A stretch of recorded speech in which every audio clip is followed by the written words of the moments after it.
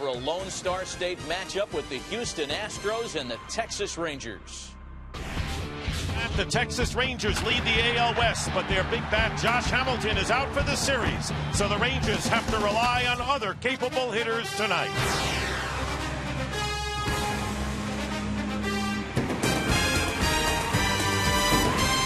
Baseball Night in America presented by Budweiser. 91 degrees at the ballpark in Arlington as the Texas Rangers take on the Houston Astros. They've won 3 out of 4 in their meetings between them as interleague baseball continues. And welcome everyone to Arlington. Dick Stockton along with Tom Verducci. Tom, everyone remembers their first major league game. And for Justin Grimm, the starting pitcher for the Rangers, he is making his debut tonight. And it's a surprise to everybody, including Justin Grimm.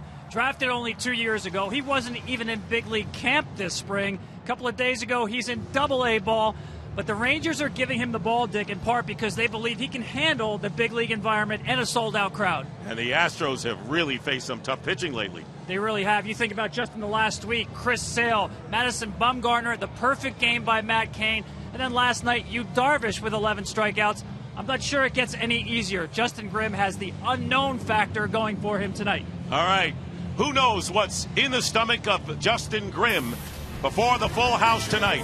23-year-old right-hander making his major league debut as the Astros and Rangers tee it up. And we'll be right back.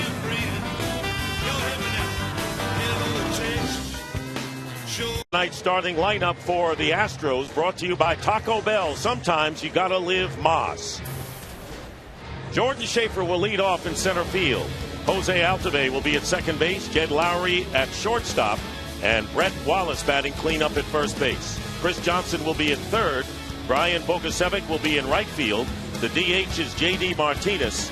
Justin Maxwell will be in left field. And Chris Snyder will be batting in the ninth spot behind the plate as the Astros and Rangers wearing the 1986 uniforms. But for Justin Grimm, it all starts tonight.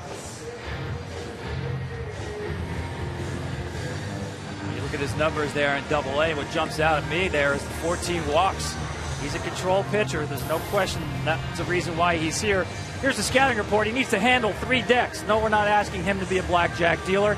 There's a difference between Double-A and the big leagues. That's the 3rd deck on the stadium. So you're talking about the big league environment. First inning, very critical for him. And also fastball foundation. Everything works off his fastball. He does have a slurvy kind of breaking ball, an improving changeup. But as he said, I'm a power pitcher, and I need that fastball. And his parents are here as well.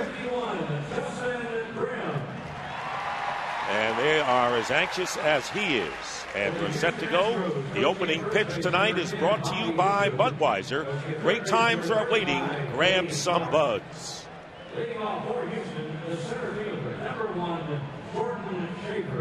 So Justin Grimm, who comes in after a 1.87 ERA in 13 starts at Double-A Frisco, the lowest ERA in the Texas League. And stepping in will be Jordan Schaefer, hitting .241 with 2 homers and 15 runs batted in. And the first pitch of Grimm's career is in for strike 1.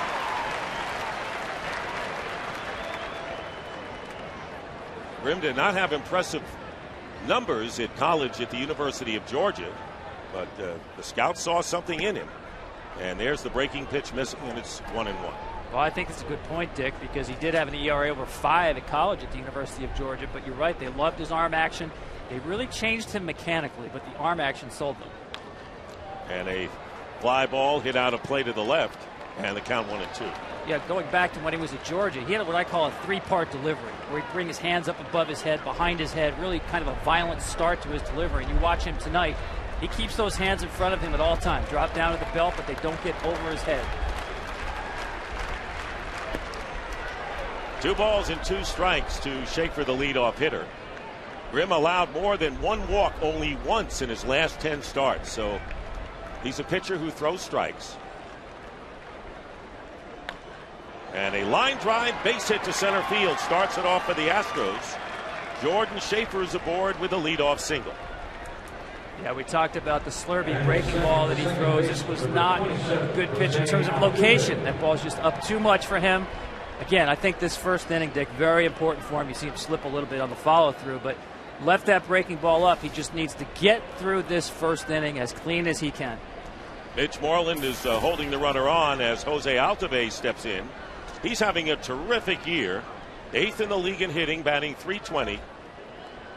And 81 hits as well. 3rd in the National League. And the throw over to keep Schaefer close. Schaefer has 15 stolen bases. Outfield playing around a little bit to the right against the right-handed hitting Altuve. And the third baseman Beltre playing a few steps in. And the pitch to Altuve is taken for a ball, 1-1. We talked to Brad Mills about trying to get some intelligence on Justin Grimm. He did pitch against their AA affiliate, so they did speak with people there. And one of the things they're really curious about is his time to home plate. That last one, he did not show a slide step. That's something that Jordan Schaefer is going to be studying each pitch. 1-0 pitch hit into the air to center field. Gentry going back. Makes the catch for out number 1, and Schaefer returns to first. One gone for the Astros. Let's take a look at the Rangers defensively. David Murphy, Craig Gentry, and Nelson Cruz in the outfield. Beltre, Andrews, Kinsler, and Moreland in the infield. And Mike Napoli behind the plate catching Justin Grimm.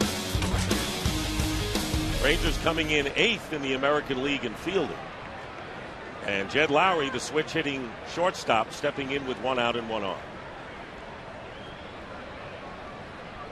Hey, Tom, the Astros have really, even though they are 10 games under 500 with Altuve and Lowry, pretty good shortstop second base combo. Well, it's one of the best in the game. Their production offensively trails that only of the Yankees duo of Cano and Jeter. Surprising power out of Lowry this year. I say surprising because I don't think the Astros thought he'd be a 25 home run hitter. It certainly looks that way early on here. 12 home runs, already a career high, and he's on pace to hit at least 30 this year. And Justin Grimm's parents want to get a little closer look. And a call strike to Lowry. I think they deserve to get upgraded. Don't you think your son's making his big league debut? How about behind the dugout? Come on. That's got to be such a thrill, not just for Justin, obviously for his parents to be here. Grimm, a native of Bristol, Virginia. No balls and a strike to Lowry, and he takes a call strike. That pitch down, and Lowry questioning it somewhat, right at the knees. That's his bread and butter right there, Justin Grimm. 93, you said it, Dick, at the knees. Good command of both sides of the plate to right-handers and left-handers with that fastball. Everything works off the location of the fastball. Going back inside with the fastball here. Crowd rooting for the first big league strikeout for Grimm, and he just misses with a breaking ball inside. 93 miles an hour there, so the count 1 ball and 2 strikes. Drafted in the 5th round in 2010 out of the University of Georgia, and he did appear in the 2008 College World Series, which is underway now in Omaha. The runner goes, the 1-2 pitch taken for a ball, the throw to second, and Schaefer is out at second. And second base umpire Dan Iasonia waited until he knew for sure. Good throw by Napoli, and Schaefer is erased. Well, we talk about throwing out runners. You tend to focus on the catcher. It's a great job by Napoli on a pitch that's difficult to handle. Great release. And you see, not a great jump there by Jordan Schaefer, but give Justin Grimm credit because he varied his looks every time. He did not slide step that time, but it showed enough slide steps that Jordan Schaefer did not have a read. And the 2-2 pitch hit in the air, deep to right center field. Gentry going back, looking up. It's gone. A home run for Jed Lowry. His 13th home run of the year, and there it is. Lowry's power. And the Astros have taken a 1-0 lead here in the top of the first. 13th homer for Lowry, and his 30th run batted in. Turn that around quickly. Watch this again. Fastball. That's just too much middle. But give Lowry credit, not missing this at all. He has become really a pull power hitter as well. Not just a power hitter. Drove that a long way. Here's Brett Wallace. And Wallace taking down low, ball one.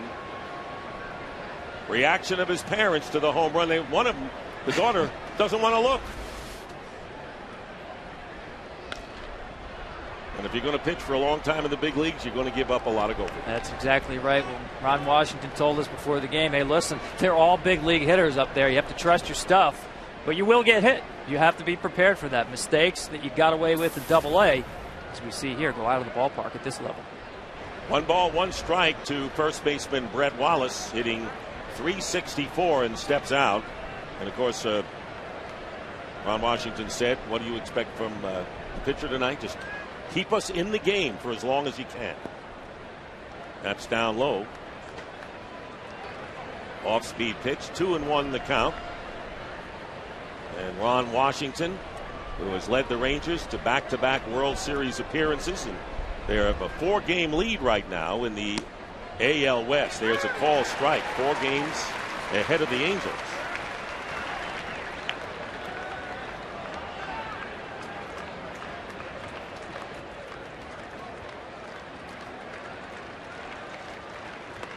Breaking ball, and Wallace strikes out. Only his 34th at-bat since coming up to the Astros, but a 2-out home run by Jed Lowry gives the Astros the lead, 1-0. Rangers coming up in the first.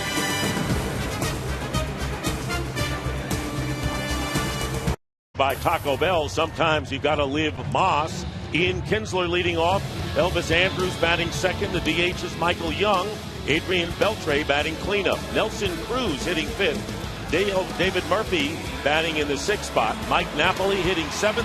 Mitch Moreland batting 8th. And Craig Gentry getting the start in center field and batting 9th against Lucas Harrell.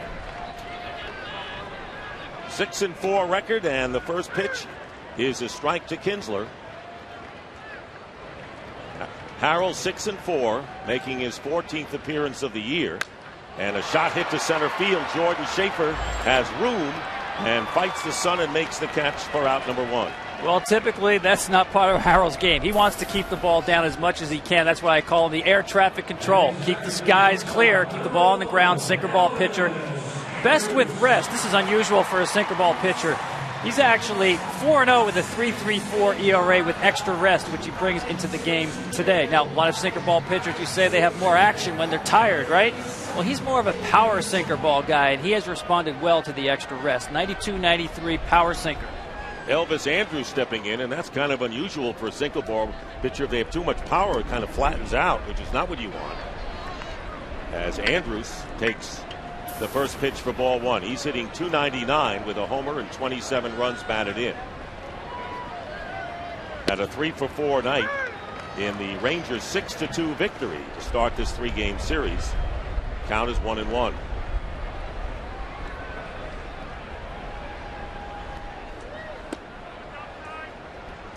Breaks outside. 2-1. You see Harrell here, classic sinker ball pitcher, kind of a short strider right over the top. Ground ball to second base. Altuve makes the play. And there are 2 down here in the Ranger first inning. Taking a look at the Astros with Maxwell Schaefer and Bogusevic in the outfield. Johnson, Lowry, Altuve, and Wallace man the infield. Chris Snyder behind the plate. And Lucas Harrell, who beat the Rangers on May 19th. That's the only win that the Astros have in their season series so far. It's 3-1 in favor of Texas as the DH Michael Young comes up. And that game you mentioned, Dick, that was an anomaly for him. He had a career-high 6 strikeouts in that game. He really pitches the contact. And he had 15 swings and misses. Very unusual for him. And Young fouls it back 1-1. I actually think his best game this year was against the Dodgers, beat Clayton Kershaw, threw 94 pitches and had 0 swings and misses.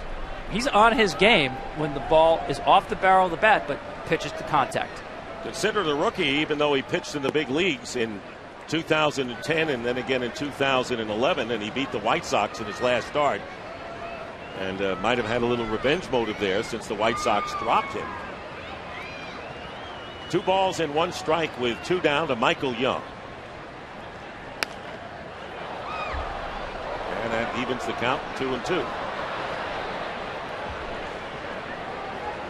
Rangers coming in 38-27. They started the season 15-4, but since then, Ron Washington's club has played 500 ball, but the 11 games over 500 is good enough for the 4-game lead over the Angels, which is their largest since June the 8th. Hit right at Altuve, and it'll be a 1-2-3 inning for Lucas Harrell. 1-2-3 inning for the Rangers. Astros come up in the second, leading 1-0. Is sponsored by Taco Bell. Sometimes you gotta live Moss.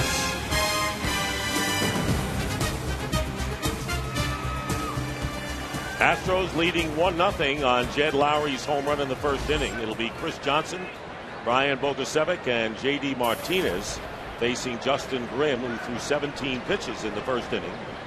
Johnson hitting .274, 5 homers, has knocked in 27 runs, and takes a strike. Chris Johnson been up and down after being drafted in 06 since he reached the big leagues in 09, but has been with the Astros all season.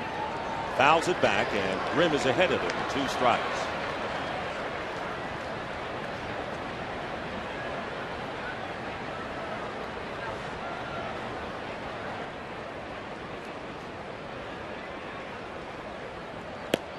And he's out. 3 strikes, so Grimm, after striking out Wallace, gets Johnson to start the second inning. Yeah, he's settled down now because that's a great bread and butter pitch for him. Napoli setting up outside corner, really doesn't have to move the glove. Perfect 0-2 pitch. I like the fact, Dick, that he does not go to a waste pitch there. Watch his motion here, the speed of it, the rhythm, you really have to like. When he hurries, he's hurrying late. I talked about his delivery in college. When he put his hands over his head, he was actually hurrying at the start of his delivery. Brian Bogusevic takes ball 1 outside. So give the Rangers a lot of credit, especially the scout, Randy Coe, who's here today watching this player he drafted. Because when you take a guy at college who has a losing record and an ERA near 6, it takes the eyes of a scout to say there's something there. And what they did is they really tweaked him mechanically. Always loved the arm, and Dick, what you're seeing here today is 2 years of player development work that I think everybody in the Rangers system can be proud of. You know, Tom, I think also scouts and managers love guys who are coachable, and that's what he is. That's a great point. There's no question. He has come quickly because he is coachable. In the dirt, and the count 2 balls and 2 strikes. And showing poise here in the first inning. He gave up that home run to Jed Lowry, then struck out Wallace to end the first, got Johnson on a called 3rd strike. Mike Maddox, the pitching coach, watching closely. Reaching out and fouling it off. It remains 2-2 to Bogusevic, who comes in hitting .229. Temperature has risen to 93 degrees. I think it's a typical Texas Saturday night, June evening.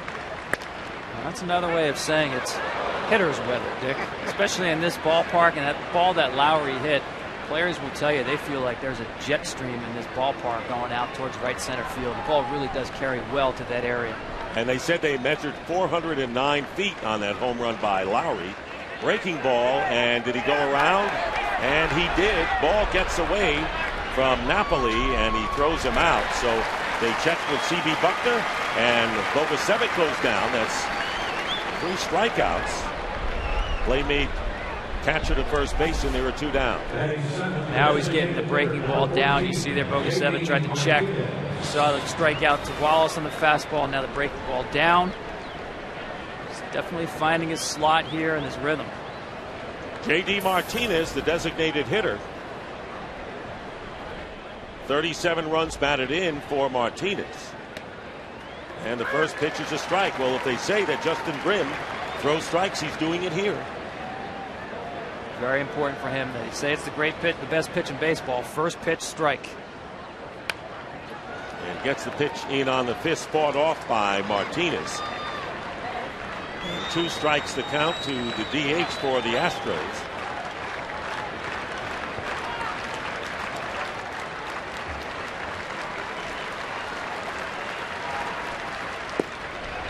Check swing on the breaking ball. That was a great shot of Napoli there. Not just giving the sign to the young pitcher, but emphasizing get that curveball down. You see him tap the glove body language saying, keep it down.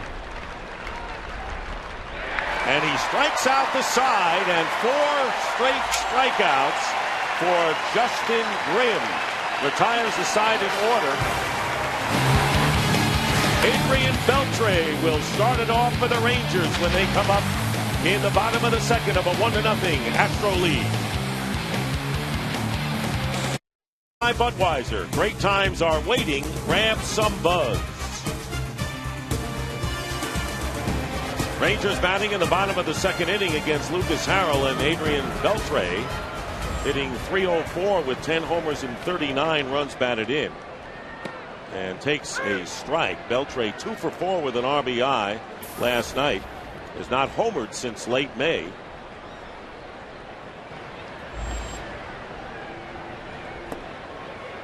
Dick, I actually think this is the toughest out for Harrell in the Texas lineup. Beltre, great low ball hitter. So Harrell's strength is Beltre's strength. And Beltre is 3 for 4 lifetime against Harrell. And hits a shot to center field. And coming over to make the catch is Jordan Schaefer, but Beltre hit the ball solidly. And there's one gone for the Rangers in the second. Time now for tonight's Ford Go Further keys to the game. Well, length from Harrell. They need innings from their starting pitcher. The bullpen has thrown 16 innings in the last 4 games. That's key. For the Rangers, they need to build a new bridge to their closer, Joe Nathan. Why? Well, Alexi Ogando, Feldman, and Uehara all are not available in the bullpen, either in the rotation or hurt.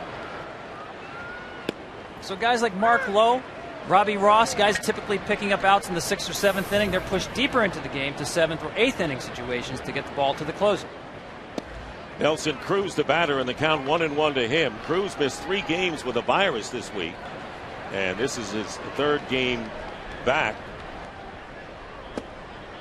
Way behind that pitch from Harrell, and you remember the big hero in last year's ALCS, the MVP with 6 home runs. And helped leading the Rangers into the World Series. Here's the 1-2, and the count even 2-2. Josh Hamilton, by the way, who is 2nd in the league in hitting and leads in homers and RBIs, suffered intestinal virus, released from the hospital today. Foul off the foot of Cruz, and he hits the ground in a hurry. And this was a tough one, and he plans to work out tomorrow, but not expected to play until Monday as Cruz tries to walk it off.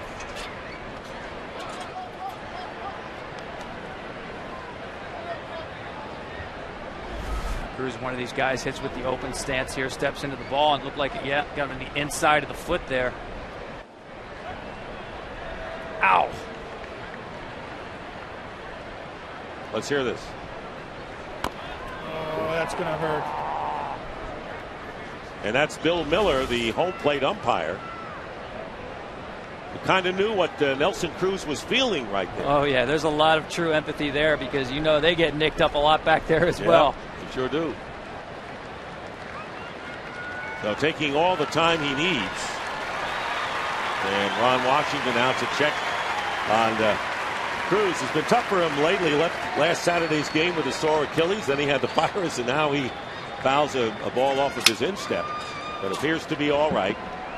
There's a lot of pitchers, Dick, who after a ball is fouled off the foot, they want to go right back inside. The sting is still there. You obviously don't want to do it again. Let's see if he pounds him inside here. Strikes him out on a fastball up in the zone, and the first strikeout for Lucas Harrell. And right now, let's go to Matt Vasgersian at the MLB Network studios for a DirecTV game break.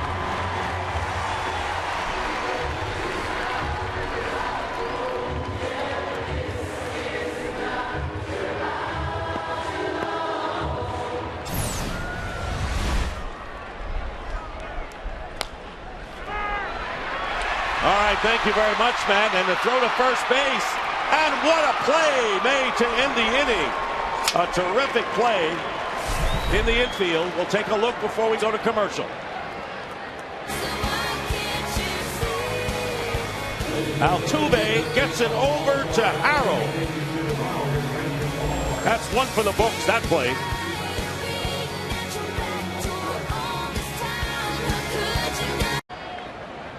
Top of the 3rd inning here in Arlington. The Astros lead the Rangers 1-0. Rookie Justin Grimm facing Justin Maxwell, who fouls off the first pitch for a strike. Maxwell comes in hitting .240, 7 homers and 20 runs batted in. Boy, can he hit long home runs, Tom. Hit a home run last night, got 2 hits. Yeah, he's actually hit one 471 feet this year. The third longest in the major leagues this year. He's got a couple others in the 430, 440 range. Big guy, 6'5", 235. Dead pull hitter. That's where his power is, left field, left center. And Justin Grimm with the count, 1 ball and 1 strike. Breaking ball, and going after it was Maxwell. How about how Justin Grimm has rebounded after Jed Lowry hit that 409-foot home run in the first inning, has struck out 4 straight hitters. See here once again the breaking ball. Where is it? Down in the dirt. Can't get hurt down there. And the 1-2. And he strikes out. Tag put on by Napoli. So 5 straight strikeouts by Justin Grimm since the home run by Lowry. And there's 1 gone in the 3rd.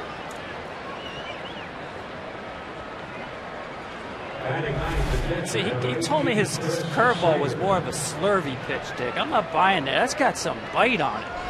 That's a true overhand curveball right there. Downward action. Location being everything. Mike Napoli doing a great job working with this young pitcher early in the game. It's pretty sharp, that curveball. Chris Snyder, the number 9 hitter, and the Astros catcher, looks at a breaking ball in for the strike. Snyder playing in his 31st game this year, hitting .188 with 3 homers and 16 runs batted in. But he almost has an RBI per base hit. He has 18 hits and 16 runs batted in. That's a pretty good ratio. I'm watching Grimm on the mound. I haven't seen a shake-off yet. I think he's doing the right thing. Put the game in the hands of Napoli. Line drive right to Kinsler.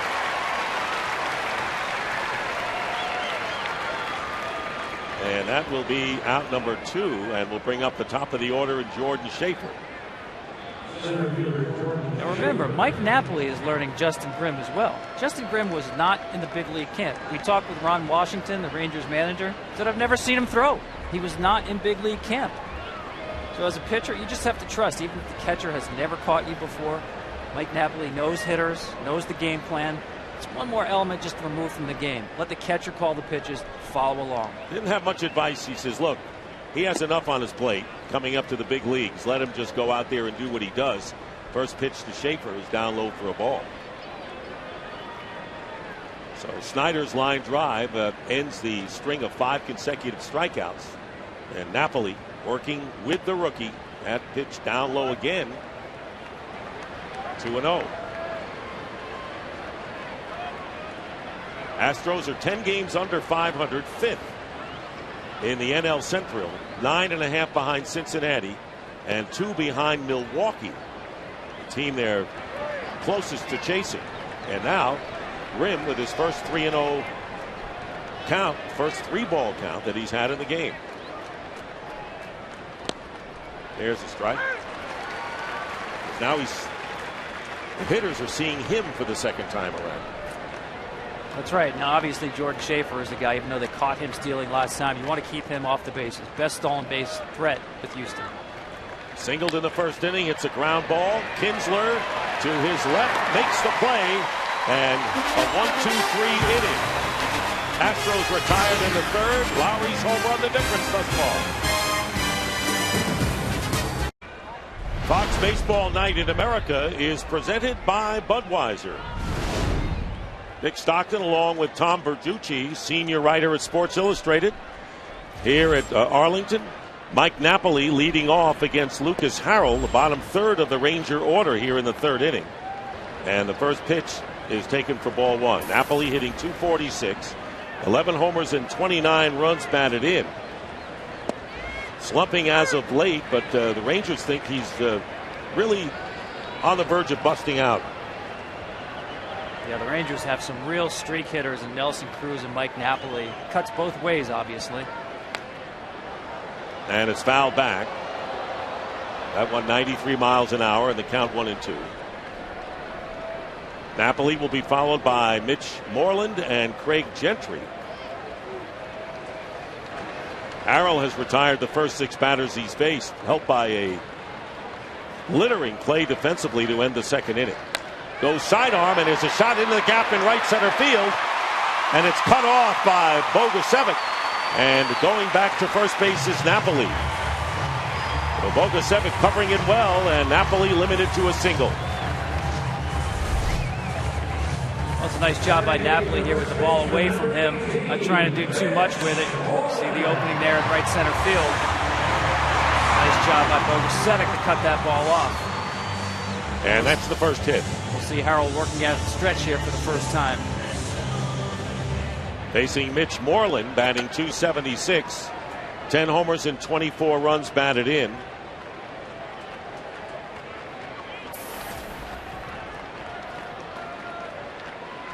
Moreland, the number 8 hitter, playing first base tonight.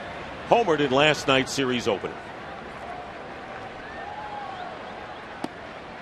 1-0. This is when you know you're not in the National League, Dick. The number 8 hitter in the lineup is a guy who hit one in the upper tank last night. He's got 10 home runs, great power. But this is what the Astros are going to get used to next year. Switching leagues to the American League West. So it'll be common for the Astros to play the Rangers instead of an interleague play. Ground ball hit to Altuve. They get one. The throw to first, not in time. So Napoli is erased on a fielder's choice, and Moreland's aboard. Well, next Saturday on Baseball Night in America, interleague play continues as the AL East leading Yankees head to Queens to take on the Mets, or the NL West leading Dodgers take on the Angels in Anaheim or other regional action. Baseball Night in America telecast presented by Budweiser begins next Saturday at 7 p.m. Eastern, 4 Pacific, only on Fox. Check your local listings for the game and start time in your area. So with Moreland aboard, Craig Gentry, the number 9 hitter, comes in hitting .337, has knocked in 15 runs.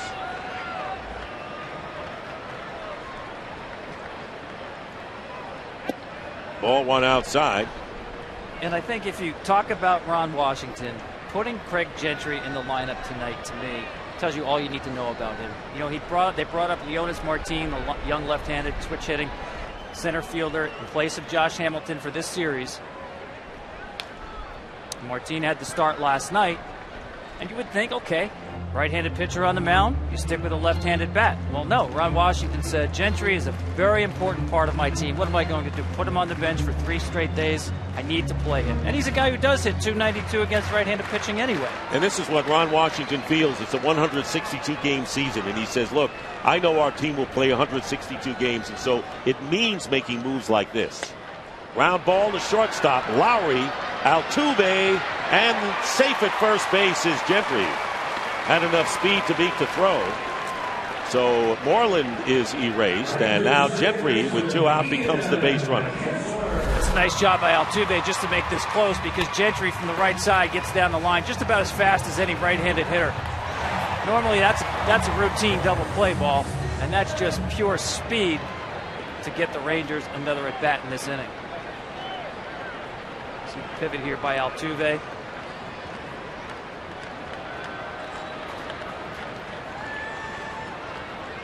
So Gentry's aboard, and here's Ian Kinsler, Ranger leadoff hitter, up for the second time. Fly to center his first time up.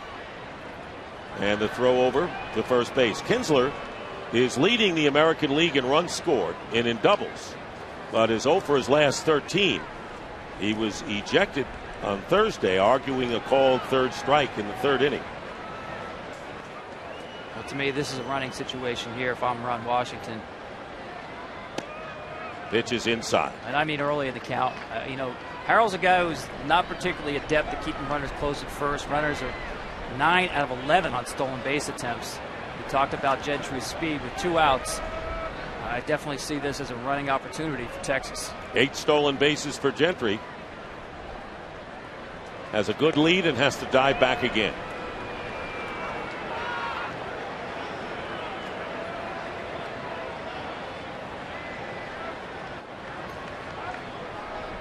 Kinsler fly to center in the 1st inning. Beltre led off the 2nd with a fly ball, but there have been 5 ground ball outs so far, and you can see Harrell paying a lot of attention to Craig Gentry. Yeah, and listen, Gentry can score on a ball. If Kinsler puts one into the gap, he can score from first base. But if he does get thrown out, you've got your leadoff hitter leading off the next inning. Harold, one of the best at getting ground ball outs. The runner doesn't go, and Kinsler takes the pitch for a strike. 1-1 the count to Ian Kinsler, one of 5 position players on the Rangers who are leading right now in the All-Star balloting. Of course, the next balloting comes out Monday, and a lot has to do with whether you've been home or on the road, so that could change.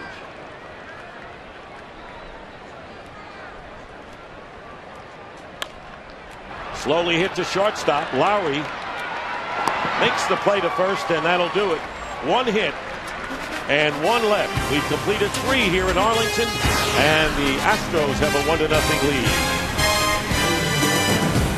Bayer Advanced Aspirin, the official pain reliever of MLB. And by Jaguar. See the new model year lineup at your local Jaguar retailer.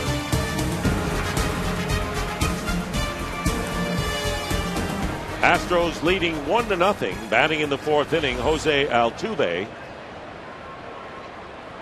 Fly to Gentry in center field leading off. Altuve, once listed at 5'7", now at 5'5", and is the shortest active MLB player. Moves back a bit as he takes a breaking ball 1-0. And he's very proud of that 5'5". He's the one who corrected the Astros on it. Truth in advertising, he said, hey, I'm not 5'7". And there's definitely a height bias in this game. I mean, he showed up, a 16-year-old, at a tryout for the Astros. It was a 2-day tryout. After the first day, they told him, you know what, don't come back tomorrow. You're too small. What did he do? He came back tomorrow. And he's back in here today. And they signed him. I mean, all he's done on any level is just hit, hit, hit. He's got tremendous hand-eye coordination. One of the highest contact rates in all of baseball. When he swings, generally, the wood's going to hit the ball. Faced John Roush on May 1st, who's 6'11", the tallest player in Major League history. And the 18-inch height differential is believed to be the biggest between pitcher and batter, except for Eddie Goodell. Eddie Goodell was a midget who came up to pinch hit Bill Beck, the old owner for the Browns. There's a shot hit deep to left field. Going back is Murphy looking up, and it's off the top of the wall. Altuve will go into second with a double to start the 4th inning for the Astros. Their 3rd hit of the game. Oh, you see it right there. Watch, this is going to be a fastball up. Altuve, not just a guy who's just making contact. He hit a home run in Chicago this year that went way out. When he turns on pitches inside, this is the result. Just missing a home run, not by much. And that'll bring up Jed Lowry. So Altuve, who hit a home run and stole home last Sunday against the White Sox. And now Lowry, who homered into center field his first time up, his 13th home run of the year. Nobody out. Altuve with a short lead at second. Andrus wants to keep him close. Strike on the outside corner. Now, Ron Washington, not a big believer in defensive shifts, certainly not extreme shifts. But Jed Lowry, we talked about this, not just a power hitter, but a pull hitter. So you saw the defense swung around there. Andrus now moving back a few steps. Breaking ball, and it's in again. Keeping the ball away from Lowry, and the count 2 strikes. Yeah, that's the key, keeping the ball away. He knows that Lowry wants to get the ball to the right side here to move the runner over. That doesn't mean you totally dismiss the inside part of the plate. You still have to show him both sides, even if it's off the plate. Has to go down with the breaking ball again. And a shot, 1 hop, handled by Moreland. He'll make the play unassisted. Pretty nifty play by Mitch Moreland as Altuve goes to third, and there's 1 gone here in the 4th. Yeah, I really like what Mike Napoli is doing behind the plate here, reinforcing getting that ball down on every breaking ball. A lot of times you'll see with a runner on second base, the catcher will give decoys. In other words, he'll tap the ground. It'll be a fastball up because he doesn't want the runner on second relaying signs. Mike Napoli doesn't care about that. Keep it simple with a young pitcher making his major league debut. Doing a great job running the game behind the plate. And Ron Washington brings his infield in this 1-0 game with Brett Wallace stepping up. and takes a big cut on a breaking ball, strike one. Wallace struck out his first time up. So the tying or the run is at third base in Altuve. And the infield is in against Wallace.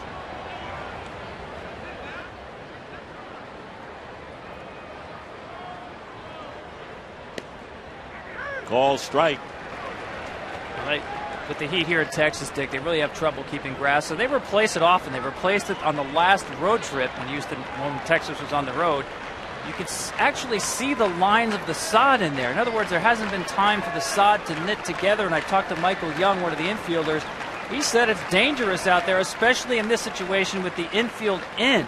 The ball will not get a true hop through the grass as it knifes through all these little lanes, if you will, these channels of sod there. The ball can snake and go in any different direction. Difficult situation with the infield in on this grass. And they think after a while it will settle down and it will be slower than quicker right now. And this is the third straight year they've done this to the infield.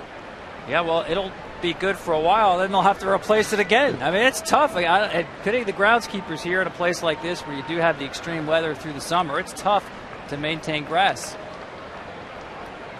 Chris Johnson waits on deck for the Astros. Leading 1-0, have a runner at third with one out. And a big swing and a foul back. And Grimm is ahead of Brett Wallace, 2 strikes.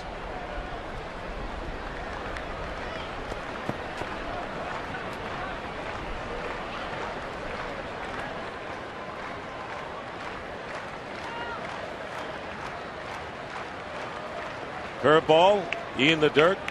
Napoli makes the stop, and it's 1-2. Those 5 consecutive strikeouts by Justin Grimm is a Rangers record for a pitcher making his major league debut.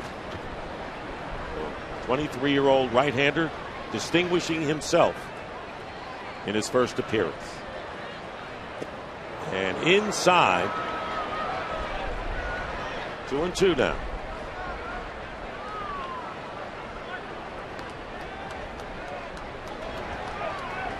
Altuve led off with a double, advanced to third on Lowry's ground ball to the right side.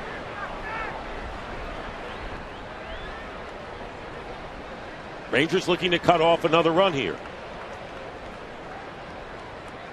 Another breaking ball, swung on and missed, foul tipped into Napoli's glove, and Wallace goes down, and they're 2 gone. And right now, let's send it over to Matt Vasgersian at the MLB Network studios for a DirecTV game break. Dick, dating back to last season, Tampa Bay's beaten the Marlins in 8 straight. James Shields beat him 5 days ago, but Jose Reyes with a 2-run single has given Miami an early lead today. If you call yourself a sports fan, you got to get DirecTV. Call 1-800-DirecTV. Back to Dick and Tom. All right, thank you, Matt. And Washington leading Atlanta by 3.5. Miami 500 at this point. So now the infield moves back with 2 gone, and Chris Johnson, who took a called third strike, to lead off the second inning. In at the plate, takes ball 1 outside. I'll tell you, Dick, very impressed by Grimm so far. Not so impressed with his skills as a scout, though. He was telling me about that slurvy breaking ball. Once again, the one he threw Wallace had that real downward bite to it. Tom, you got to get over that. I'll tell you, it's impressive. I think he set me up. Maybe that's the pitch he was talking about right there. Well, you know, he does throw a changeup, and you would think he would have to incorporate that against the left-handed hitters in the Houston lineup, but the breaking ball has been so good, he really hasn't had the need for the third pitch. Well, this has been his reputation. 2-0 the count, runner at third, 2 out, and a great breaking ball over for a strike. 2 balls and 1 strike. And there's Ryan Coe. He looks like he's throwing every pitch with Justin, doesn't he? Flew him in for this game. You know, as he said, give the Rangers front office credit as well to give scouts the latitude to go sign guys and sell players who may not have great numbers. 3-1 now to Johnson. Bogusevic is on deck if Johnson can get aboard. Astros trying to take advantage of the leadoff double by Altuve. As you look at Mark and Tamara, Grimm, Justin's parents watching his big league debut today. Breaking ball in there for the strike. And the count is full. They locked up Johnson there, 3-1 there with the confidence to throw that breaking ball. Let's see if he doubles up on that breaking ball here, even on a 3-2 count. It seems like he's been able to throw that pitch at will. Napoli showing tremendous confidence in the breaking ball. We got the scout, we got the parents, and here's the pitcher with 3-2 and 2 out. And a high pop-up, playable down the right field line. And coming over to make the catch is Nelson Cruz. And that'll do it. So a leadoff double is wasted. 1 hit and 1 left. Michael Young will be up second for the Rangers in the fourth, trailing the Astros 1-0. Rangers ballpark in Arlington. Dick Stockton and Tom Bertucci. Elvis Andrus starting it off in the fourth inning for Texas. And he takes ball 1 from Lucas Harrell. Andrus bounced to Altuve. Astros second baseman his first time up. There's a strike, and it's 1-1. I'll tell you one thing I really like about Harold, Dick. He barely leaves the pitching rubber. In other words, a pitcher controls the game with his stuff, but he also controls the pace of the game. And especially when you're a ground ball pitcher, you rely so much on your infielder. Keep them on their toes. And foul ball in this situation, but generally after each pitch, he won't deviate from that rubber more than a couple of inches. Gets the ball ready to go. Infielders love that. Began his career with the White Sox, was a fourth-round pick in 04 and missed all of 07 with elbow surgery. Made his major league debut with the White Sox in 2010 as Andrus lifts a fly ball to right field. Bogusevic handles it. And there's 1 out in the fourth inning. What drama in the last pitch of the last inning, Tom. Yeah, you didn't think that was a big pitch? Just watch these reactions. You see his parents. Look at Mark. His dad is nice and calm. He knows that's an out. His mom is getting anxious. Doesn't know whether it's going to fall or not. And how about the scout, Ryan Coe? He's a little nervous there, too. Did you see that? He got up out of his seat on a pop-up to right field. You know, the calmest guy may be Justin Grimm. Absolutely. Michael Young coming up now with 1 out in the Ranger fourth inning. Young bounced out, second to first, his first time up, takes a strike.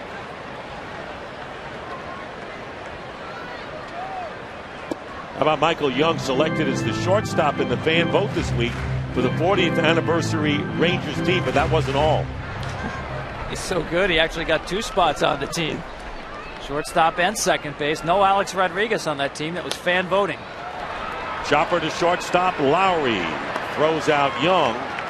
And there's 2 down here in the fourth. Well, today is the second to last day to donate to the Prostate Cancer Foundation Home Run Challenge.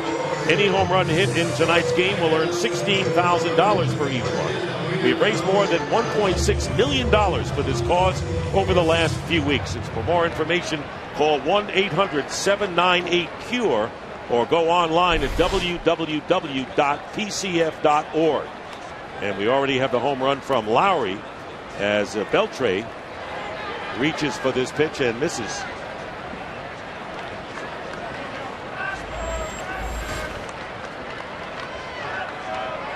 Strike 1 with 2 out to Beltre, who fly to center his first time up.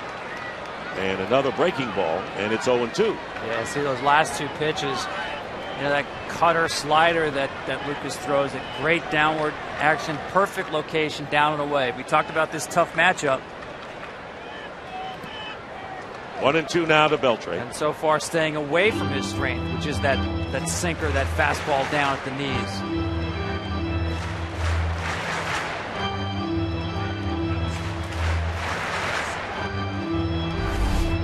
Chris Snyder here shaking up on this ball, hops up on him.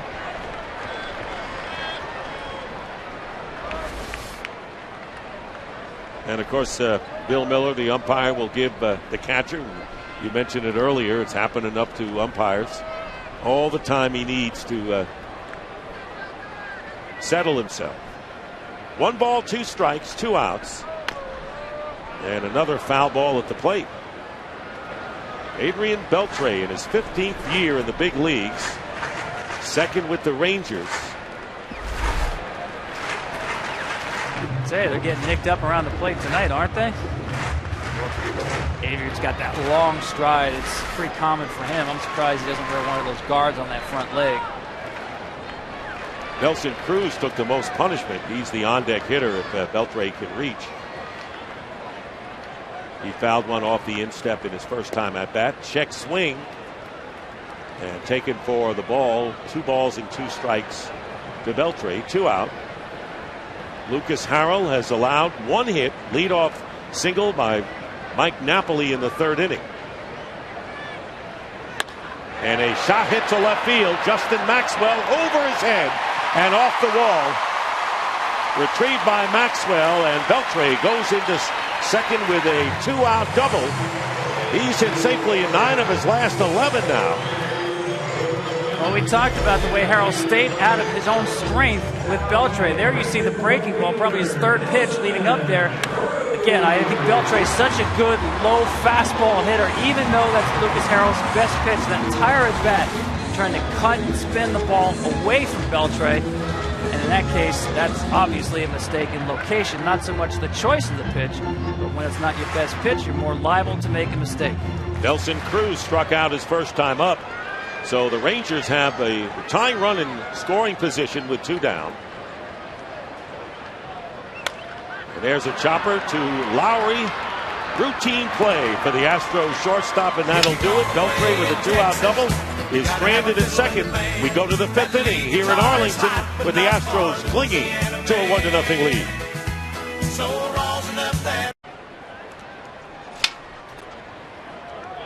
Astros leading 1-0. Jed Lowry's first inning home run has been the difference. Brian Bogusevic leading off against Justin Grimm. And another sellout here in Arlington, the 19th sellout of the year. Bogusevic struck out his first time up, takes outside ball 1. The club record, most sellouts, 21 back in 1994. So they come out in full force, and why not for a team that reached the World Series the last 2 years. Fun team to watch, plenty of offense, even without Josh Hamilton, maybe not today, out of the lineup.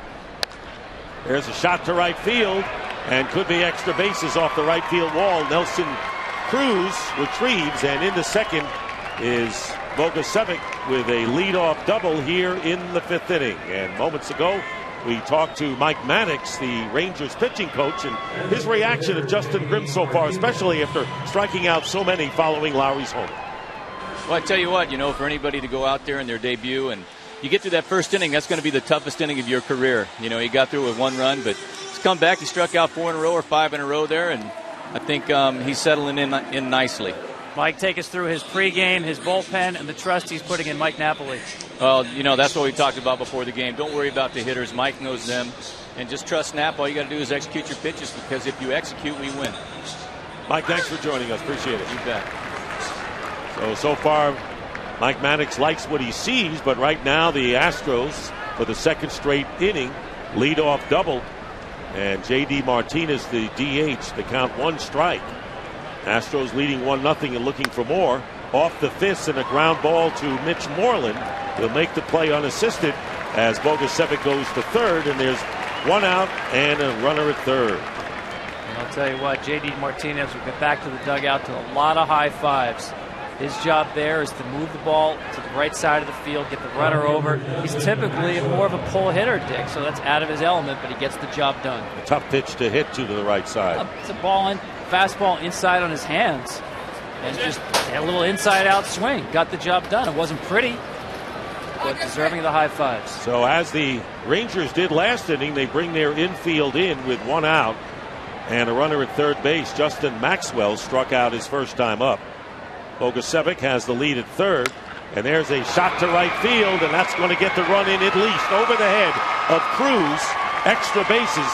The Astros will get their 2nd run, and Maxwell in at second with a double, his 21st RBI of the year, and it's 2-0 Houston. Nice job.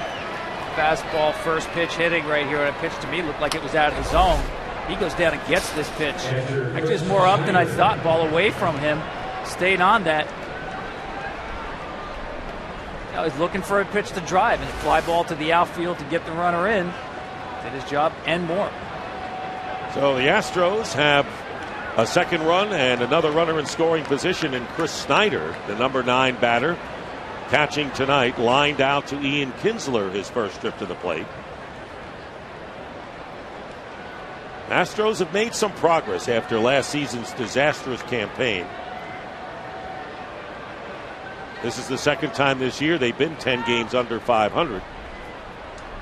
There's a off-speed breaking ball in there for a strike. I think you talked about it for the Maxwell at bat and another situation inning earlier where Washington moved the infield in. I think that shows tremendous respect for the game that Lucas Harrell is pitching here. And the fact that, let's face it, this month for the Texas Rangers has not been their hottest month offensively. Even before Josh Hamilton went down for the weekend with the intestinal virus, he really was not hitting under 200 for the month with 1 home run. They've been a different team this month. The runs have not come as easily as they did in April and May, and that's the way Ron Washington is managing this game. You're right. Kinsler and Andrews and Beltre have been down somewhat, and they've had injury problems with their pitching staff. They've kept their head above water, however. Time is called with the count 2 strikes to Snyder.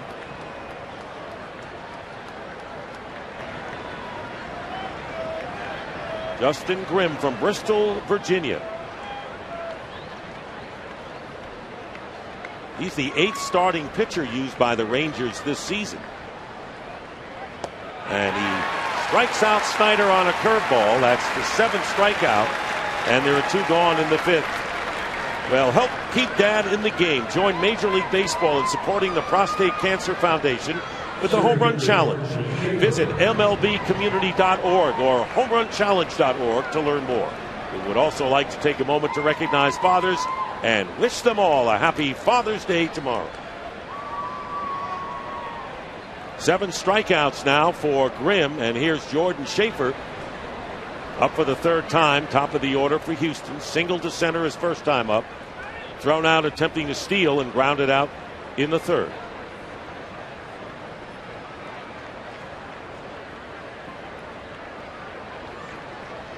There are doubles this inning for the Astros, getting their 2nd run.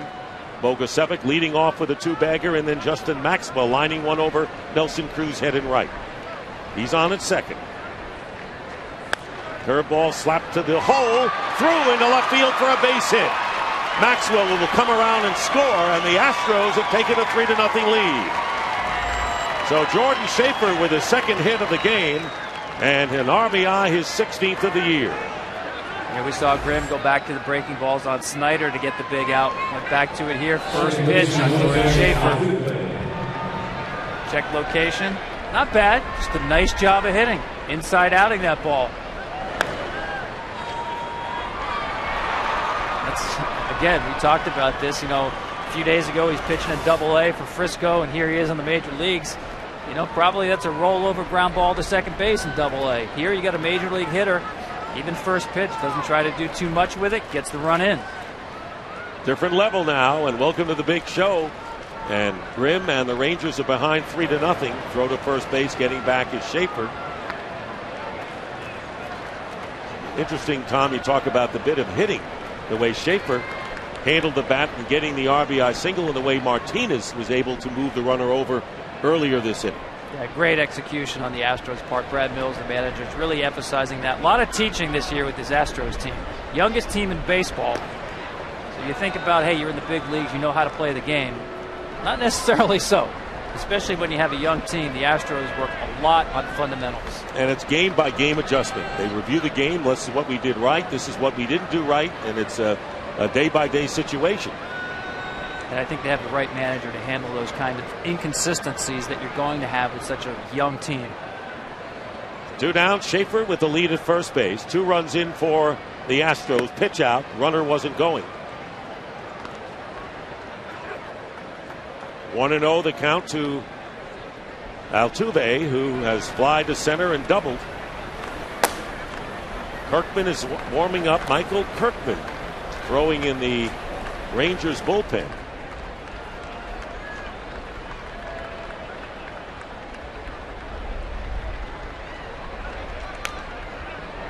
One and one now to Altuve. I actually like that pitch out by Ron Washington. Obviously, Schaefer wasn't running there, but What he's telling you there is he has confidence in his young pitcher. Guy making his major league debut. I'm going to give you ball one. You know, a lot of times you don't want to do that with a young pitcher unless you really believe he's got the ability to throw enough strikes. I see that not so much sniffing out a possible steal, but confidence in a strike thrower. Good lead by Schaefer at first. Doesn't go, and the pitch is outside. 2-1.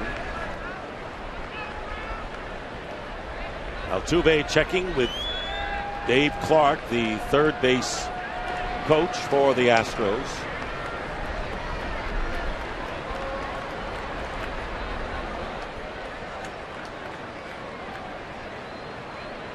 Runner goes. Pitch taken for a strike. No throw. And Schaefer, who is thrown out attempting to steal in the first inning, gets his 16th stolen base here. Well, he picked the right pitch here. Got a breaking ball here. You'll watch his jump. You'll see no slide step this time, but a better jump. But more importantly, better pitch to run on with the breaking ball. I think Mike Maddox and Ron Washington obviously watching Grimm here very, very closely. It's not so much the pitch count, he's at 77. It's the fact that he's had to pitch now the last 2 innings completely out of the stretch after leadoff doubles. High stress innings back to back. 2-2 to Altuve and a comebacker, and that will do it. But not before the Astros get 3 hits, including 2 doubles, 2 more runs. And in the middle of the 5th inning here in Texas, a hand for Grimm. He may be on the short end, but pretty poised debut. Is sponsored by Chevrolet, proud to support youth baseball in cities and towns across the country. Well, the Rangers now trailing 3-0 coming up in the 5th inning against Lucas Harrell. And it'll be David Murphy starting it off. This is Harrell's 48th pitch of the game. He's done pretty well. The most pitches he's thrown in any inning was last inning when he threw 14. Murphy with the big hit last night in the 6-2 win, and a 5-run fifth looped a single to center field to drive in 2 runs with the bases loaded, and was robbed of a hit on a fine defensive play his first time up tonight.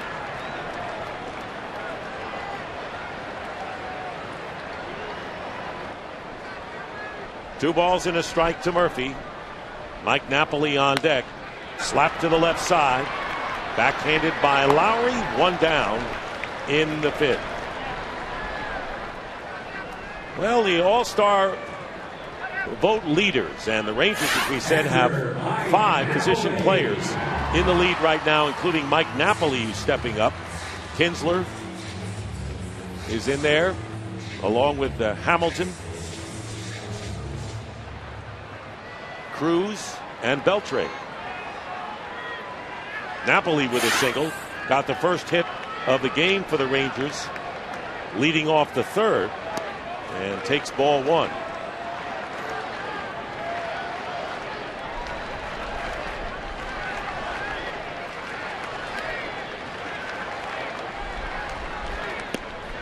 Two and 0.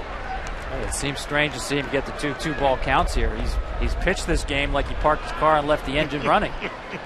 They came to this inning facing 14 batters and throwing 15 pitches out of the strike zone. So it's not just the fact that he stays around the rubber and doesn't take time between pitches. He's been attacking the zone. Boy, his defense has to love that. Big swing by Napoli and misses 2 balls and a strike. Napoli, with all the things he can do in the power department, has been very adept at drawing walks this year. Yeah, he's a tough out, but that tells you the kind of stuff that Harrell has there on it. Really a fastball count, a 2-0 count. He threw a 94-mile-an-hour sinker by him. There's a strike, 2-2. And to say Lucas Harrell is in rhythm would be an understatement. Yeah, it's interesting to see, too. You mentioned in rhythm. Absolutely. And he does it with different arm slots. You saw him drop down a little bit right there on Mike Napoli. Goes over the top here. And the count runs full, 3-2 to the Rangers catcher. Harrell, a native of Ozark, Missouri, 27 years old. And he was quite the all-star at Ozark High. First Missouri championship in baseball. Basketball as well. And he credits his mother, Betty, who's a special education teacher at Ozark High School, for always being there for him. and she was also an usher for Springfield Cardinals baseball games. So I wonder who he was a fan of growing up. Deep in the heart of Cardinals country right there, no doubt. One out, and once again the 3-2 pitch. Dropped down a little bit there, and fouls it off. Napoli hanging in there against Lucas Harold. Yeah, that's a good emergency 2-strike swing there by Napoli. You said it, Dick. Where he dropped down a little bit. You're seeing the same pitch, but coming at different angles. So it looks like an entirely different pitch. He's a guy who pitches from the third base side of the rubber, and when he drops down, he can create angles. 3-2 pitch driven to center field. Jordan Schaefer is there to make the play. And Napoli, who hung around, is retired for out number 2. Well, this July, don't miss the biggest event of the summer as baseball's greatest stars battle for a home field advantage in the Fall Classic. The road to the World Series begins with the 2012 MLB All-Star Game Tuesday from Kansas City, July 10th at 7:30 p.m. Eastern, 4:30 Pacific on Fox.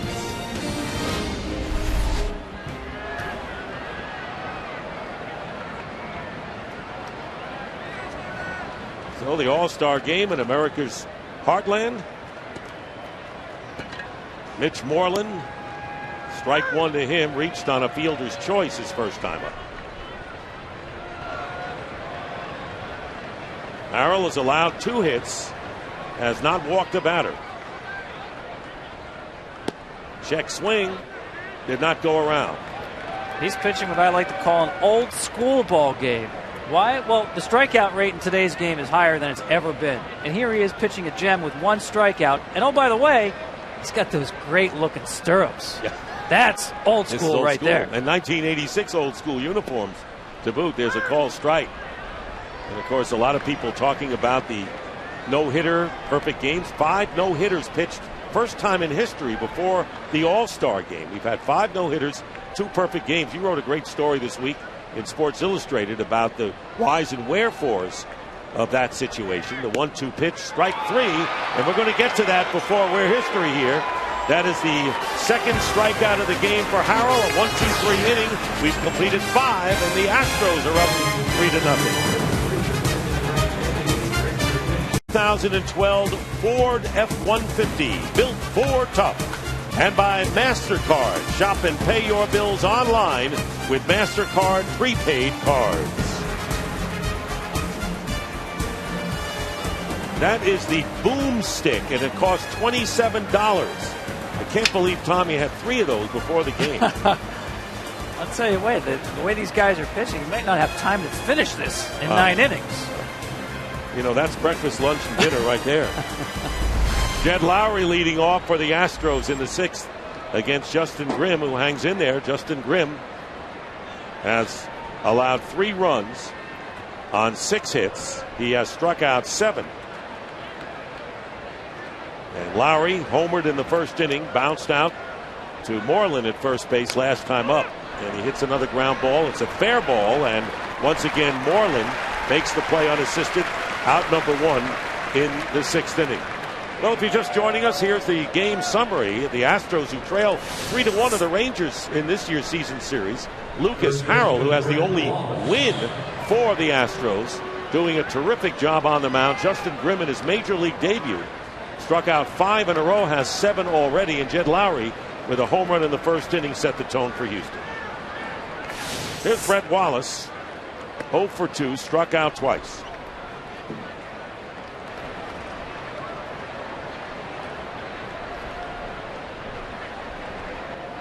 Michael Kirkman has been up again for the Rangers in their bullpen.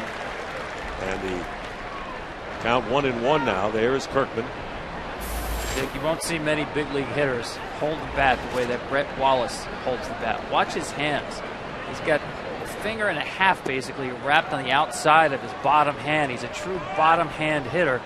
Goes back to his days at Arizona State. The hitting coach there, who's now the head coach, Tim Esme, had a drill. There's a breaking ball, and it misses. The guys would wrap the hand around the top hand around the bottom hand, just to feel the whip of the bat. And you know what? The drill worked so well that he decided to hit that way. Line drive right to Andrews for out number 2. That's the interlocking grip in golf. Exactly right. He looks like he belongs at an Olympic club this weekend. But Dick, I asked him, I said, how good are you at golf? And you know what he said? I don't play. Oh. I couldn't believe it. Well, he has the grip right. Or one of the two you can use. Here's Chris Johnson. Took a call, third strike, and fly to right. And ball 1. Well, you wrote a story this week about is the no-hitter becoming too common? It does seem that way, especially when you get 5 this year, 3 in a 13-day span this month. But Dick, this is, I think, the result of seeing pitching come back in this game, not just this year, but the last 4 or 5 years. It's tougher to get a hit in the big leagues based on batting average than since before we had the DH, going back to 1972. Slow roller to Andrews. And a 1-2-3 inning for Justin Grimm, coming back after giving those 2 runs up in the 5th. Rangers coming up in the 6th, trailing 3-0. The Astros lead the Rangers 3-0, and the Rangers coming up will lead off with Craig Gentry, the number 9 hitter, and then the top of the order, Ian Kinsler and Elvis Andrews. Gentry reached on a fielder's choice. Scored the only run in a 1-0 victory earlier this week against the Diamondbacks. But Lucas Harrell has the edge right now with a 3-0 lead, allowing a single in the 3rd and a double in the 4th. And we talked about his style of sinking the ball with power is suited for the extra rest, and so far that has held true.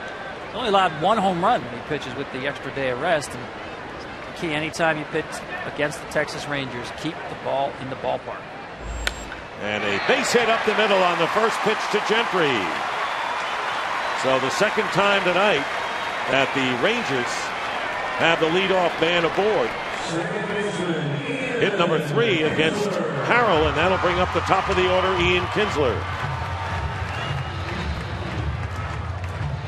Kinsler is 0 for 2, and now 0 for his last 14.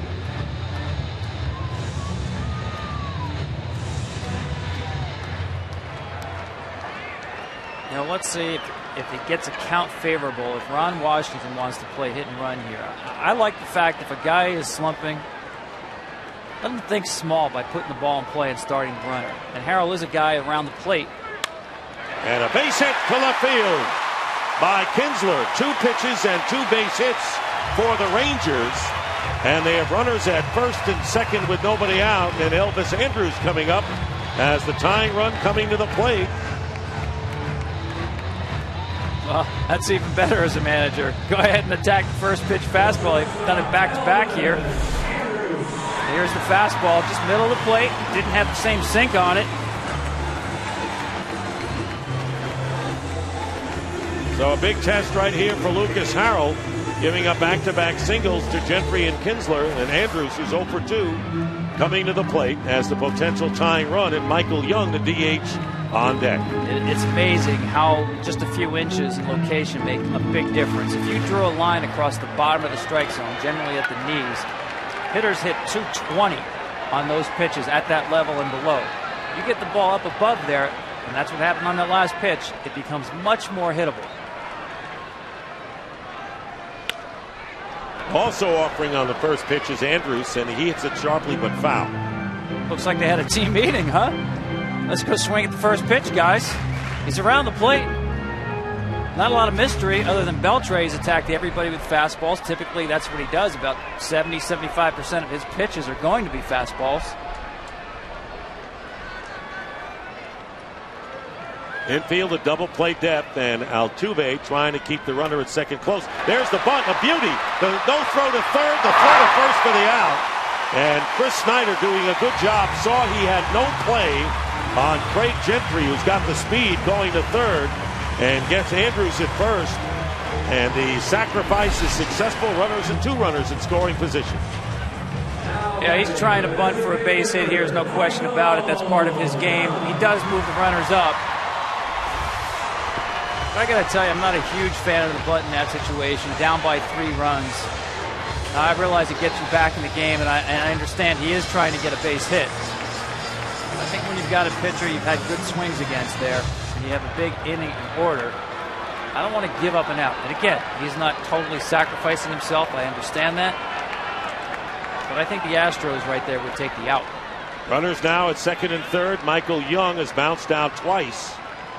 And a comebacker, and they got the runner at third trapped off. And the throw is not in time. And everyone's going to be safe.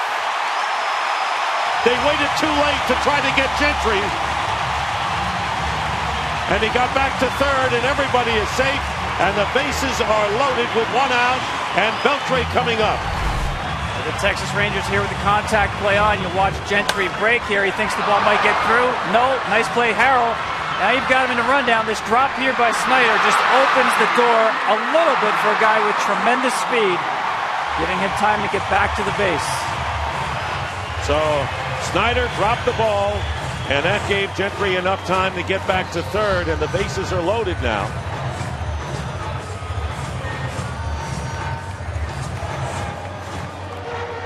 One thing I'd rather see from Snyder there, to get in the same line as the third baseman. In other words, get into the middle of the field. The third baseman I got the bat! in the middle I got of the the field. bat! Hear the umpire calling out instructions to each other. And there's nobody at first base there because Brett Wallace is getting himself involved in the rundown as he should be. But to me, the fact that third baseman had to throw across the line, the foul line, made the play more difficult than it should have been. Here's Beltre, takes inside ball 1, so it's a fielder's choice. There's no error on the play, and Young is on at first. Kinsler at second, Gentry the runner at third. Beltre doubled his last time up. 1 for 2, and a big opportunity for the Rangers, who trail 3-0. Tying runners at first base in Michael Young. Rangers coming in leading the American League with a .281 batting average and topping the league in runs scored.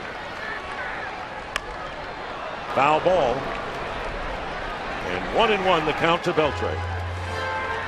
Now, I'm not an official scorer, but I play one on TV. I think that has to be an error. It's a major league. It's Major League Baseball here. You get a run down here. They had it out in order. I guarantee you ask Brad Mills, he would tell you we need to execute that play. That's an extra out we just gave Texas. Michael Kirkman and Robbie Ross, 2 lefties in the bullpen for the Rangers, and Wesley Wright, a left-hander, joining Fernando Rodriguez, a righty. So we have double-barreled action in both barrel pens right now. Yeah, huge at bat in the game right here for Lucas Harrell. We talked about this at the top, that I thought this was his most difficult batter-pitcher matchup. Strength on strength, good low ball fastball hitter. He needs to execute here, looking for a double play. 1 out, 2 balls and a strike, bases loaded, ground ball, base hit into left field. Gentry will score. Kinsler comes around to score, and it's 3-2. Holding at second is Michael Young, and Beltre with an RBI. Base hit, getting home 2 runs now with 41 RBIs on the year. Well, we talked about this matchup here. We saw last time where he went to cutters and breaking balls. Here he had to go back to his strength in a bases loaded situation. This is there. Now here's the pitch. Fastball over the plate. And again, Beltre eats up low fastballs. But I think in that situation, Lucas Harrell couldn't get cute and go to secondary stuff. Had to go to his strength. Strength against strength, Beltre wins the battle. So 2 singles, a sacrifice, and a fielder's choice, and then Beltre delivers with a base hit. And it's 3-2. There's a fly ball deep to left field, way back. Cruz, home run. Nelson Cruz. A 3-run home run, and the Rangers take the lead.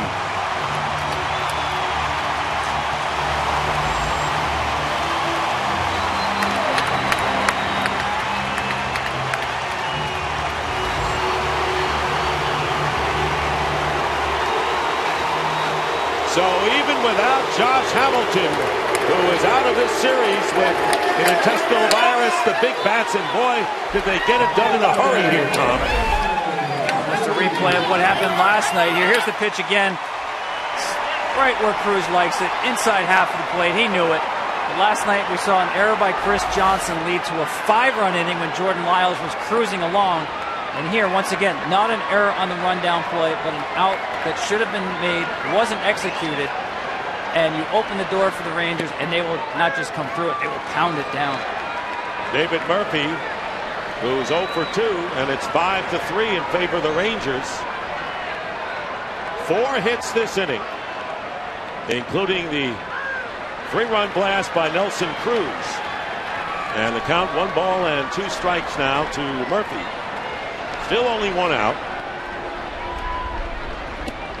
And the Rangers exploding after Lucas Harrell. Very impressive through the first 5. Once again, the damage on the first pitch by the Texas Rangers in this inning. And there's a looper behind second. Altuve offline, and safe at first is Murphy with a base hit. That's the 5th hit here in the 6th inning. And a runner at first.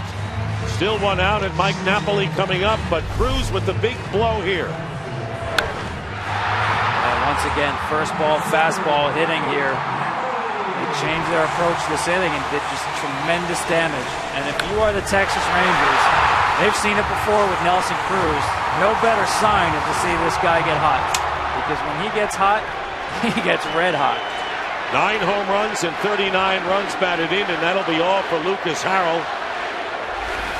As Brad Mills comes out to the mound, and we'll be back to Arlington. What a rapid development change we've had.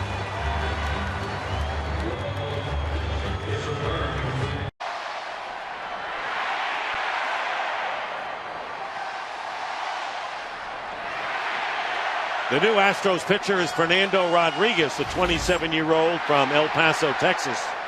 Pitched a 1-2-3 8th inning Thursday at San Francisco, but gave up a 3-run homer to Orlando Hudson against the White Sox last Sunday, and in relief of Lucas Harrell.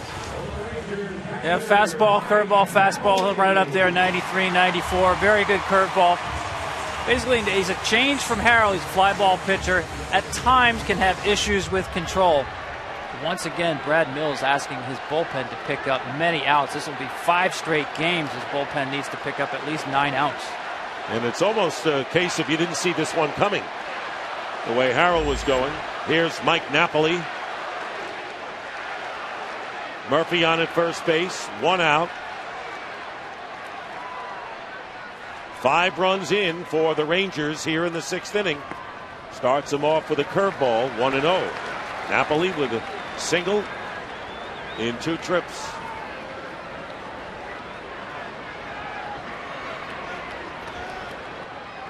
Well, Rodriguez is a starting pitcher's best friend. And why is that? Well, he's inherited 15 runners this year. None of them have scored. It's the best in Major League Baseball. Right now, just trying to keep from making it worse for the Astros. He was sailing along, leading 3-0, getting a terrific pitching performance from Harrell. Once again, you talk about the young team making that miscue at the worst possible time. Yeah, and Brad Mills talked about that. They're going to make mistakes. It's how they respond to them. They need to pick each other up. Don't panic.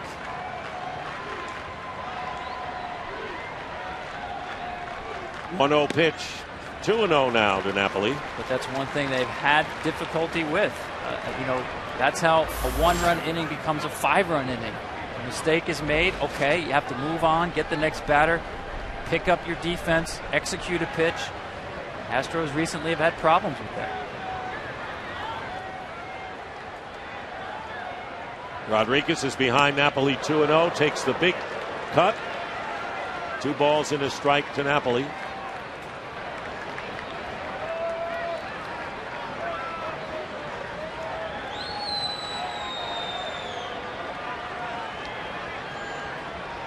That's a lot of 5-run innings right there. 8 of them. A team that can strike very quickly. Very crooked numbers. 2 balls and a strike.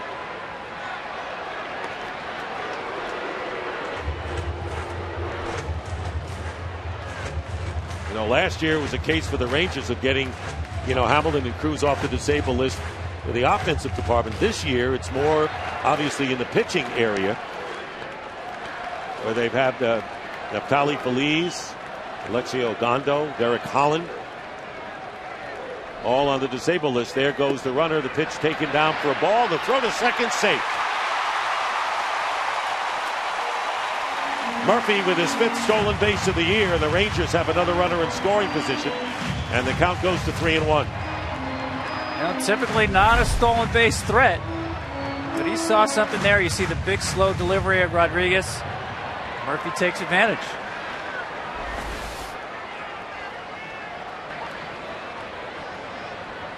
Still only 1 out, and the only out was the sacrifice by Andrews to advance the runners to second and third before Young was safe on the fielder's choice in the play in which they had Gentry dead to rights at third. Then Beltre singled and Cruz hit a 3-run homer.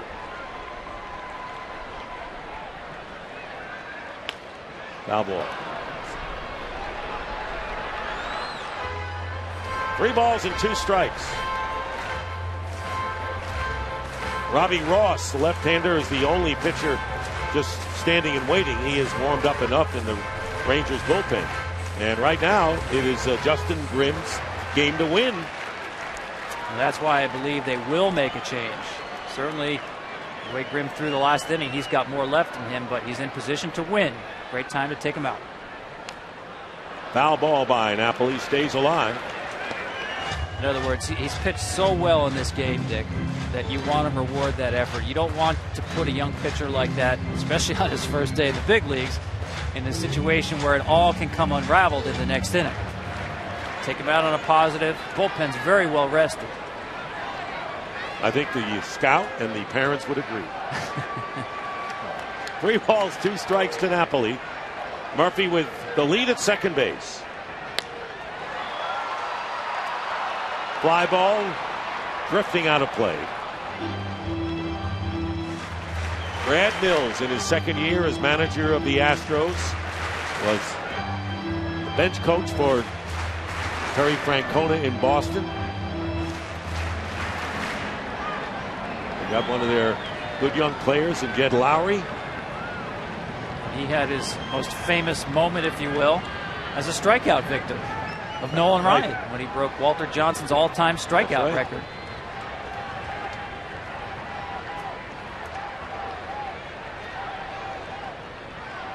Again, the 3-2. And this is popped up middle of the diamond. And all of a sudden, Chris Johnson calls for it. They had Brett Wallace right on the mound. And Johnson makes the catch to retire Napoli for out number 2. See Nolan Ryan there that broke the record on a called strike 3. President Bush there right next to him enjoying the game. Called strike 3, and Brad Mills swore it was outside, that it was not a strike. A couple years later, Brad Mills actually went to spring training with the Texas Rangers. Went out in the field one day for some early work. Nolan Ryan, then with the Rangers, walks by. Doesn't say hello, says the ball was outside. He could admit it a couple of years later. There's Mitch Moreland, the 9th batter to come up for the Rangers here in the 6th. Moreland reached on a fielder's choice and struck out. 5 runs in here in the 6th inning. Runner at second base and a breaking ball up high.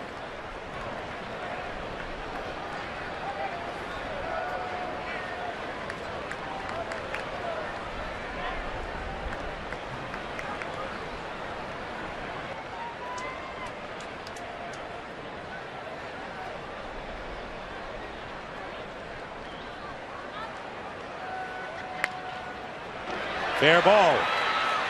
Wallace to Rodriguez for the final out. So 9 men come up and 5 cross the plate for the Rangers. And Nelson Cruz with the booming home run driving in 3. And it's the Rangers 5, Astros 3 as we move to the 7th. Is presented by Budweiser. And the Rangers with a 5-3 lead, and they have gone to their bullpen. Robbie Ross in relief of Justin Grimm, and Brian Bogusevic fouls off the first pitch for a strike. So there you see Ross in relief of Grimm, who made his major league debut tonight, worked 6 innings, allowed 3 runs, gave up 6 hits, 7 strikeouts and no walks, and a home run back in the first inning. 0-2 now to Bogusevic. Well, you saw that 6-0 record. You can see he's an important part of this bullpen. Comes in a lot of tie games, benefits from the offense and the comebacks in that Rangers lineup. And there's a pitch missing, 1-2. You know, there was some talk about having Ross take this start, but he's such an important part of this bullpen, especially with the injuries. Slowly hit, and a fair ball, and the flip made by Ross to Moreland for the first out. Well, earlier between innings we had the Legends race, and Nolan Ryan certainly enjoyed that, because there's Nolan Ryan and Earl Campbell, the great running back for the Houston Oilers, and Ryan wins the race. And boy, did he enjoy that, and President Bush as well at the time. You know, what we didn't see was that Earl Campbell fumbled that football he was carrying. That's the only reason I knew it wasn't the real Earl Campbell, because Earl Campbell never fumbled. That's a shot at the Houston great football star as Martinez swings and misses for strike. You know, you mentioned a lot of people thought Robbie Ross should start this game. Nolan Ryan actually hinted the fact that he thought that that wouldn't be a bad idea, but said, I let the managers manage, you know, and you would think, well, Nolan Ryan knows pitching. He'll make the suggestion to Ron Washington, but he said, look, Ron's going to make the move, but he didn't think it was a bad idea for Ross to make the start. Well, that's a pretty good voice to have if you're a manager, whether you use the suggestion or not. He's a great sounding board on all things baseball, but obviously especially pitching. But yeah, I think that shows how much they think of Robbie Ross. He's a guy, he's not a left-handed specialist. He gets out right-handers as well as he does left-handers. Fastball, slider, 2 really good pitches, really attacks the strike zone. And there have been a lot of pitchers, Mark Burley, we can go on, who started in the bullpen and then became starters. And Ross may be headed that way. Foul at the plate, and that got a piece of Martinez. And you're right, we've had that, and the dance goes on for J.D. Martinez. Hitters hate it, pitchers love it. So he's a good downward action ball in the zone. JD's got one of those no stride swings. He's a guy that's been searching for it all year. I mean, this guy has hit and hit and hit, but he's had some just horrendous stretches this year. He had a 1-for-36 stretch where Brad Mills gave him 3 or 4 days off. But he's going to hit. There's no doubt about that. Again, youngest team in baseball. You live with the inconsistencies. I'd like to see him settle on one approach at the plate. I'd actually like to see a little more movement in his swing, because he can be and should be a big-time power guy. Had his first career Grand Slam home run on Thursday out in San Francisco, and he leads the Astros with 37 runs batted in and still trying to shake it off. So when it gets to that bone, that's a tough one.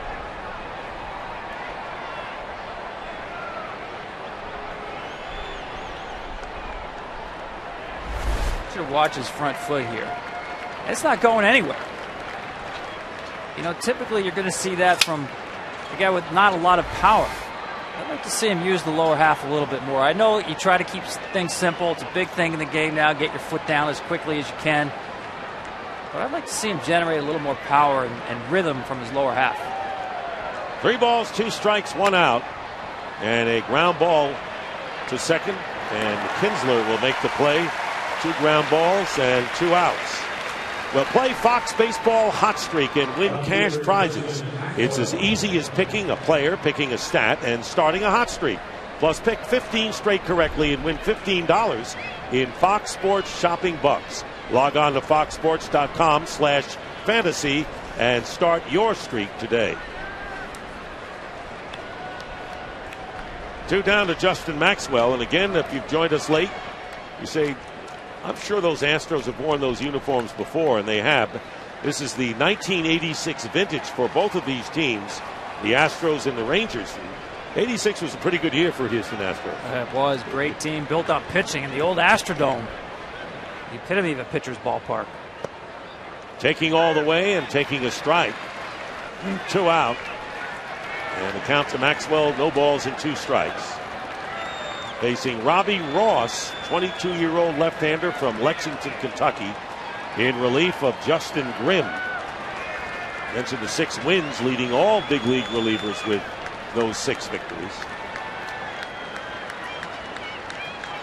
The 0-2, and he's out of there. Called third strike, and a 1-2-3 inning for Robbie Ross. Astros retired in the 7th, and the Rangers are up 5-3.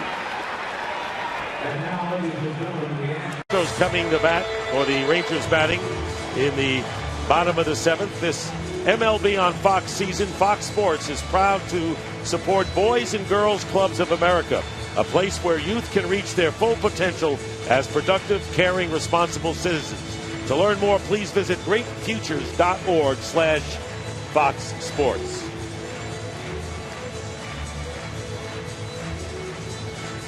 And along with Tom Verducci, senior writer from Sports Illustrated, interesting game tonight.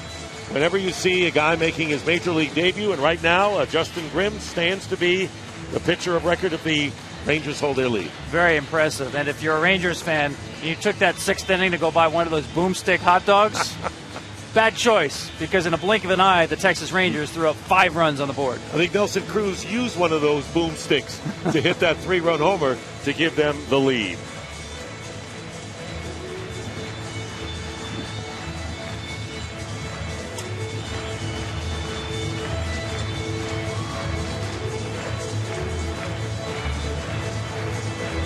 Mike Adams is warming up in the Rangers bullpen.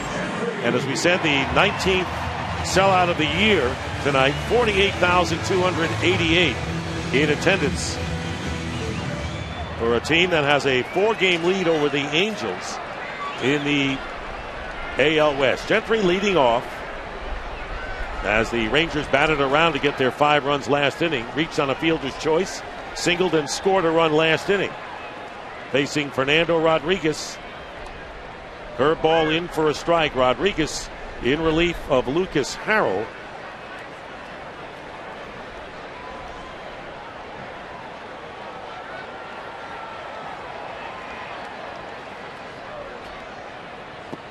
Check swing and a ball 1-1. Well, wouldn't you know it, there was another possible no-hitter tonight.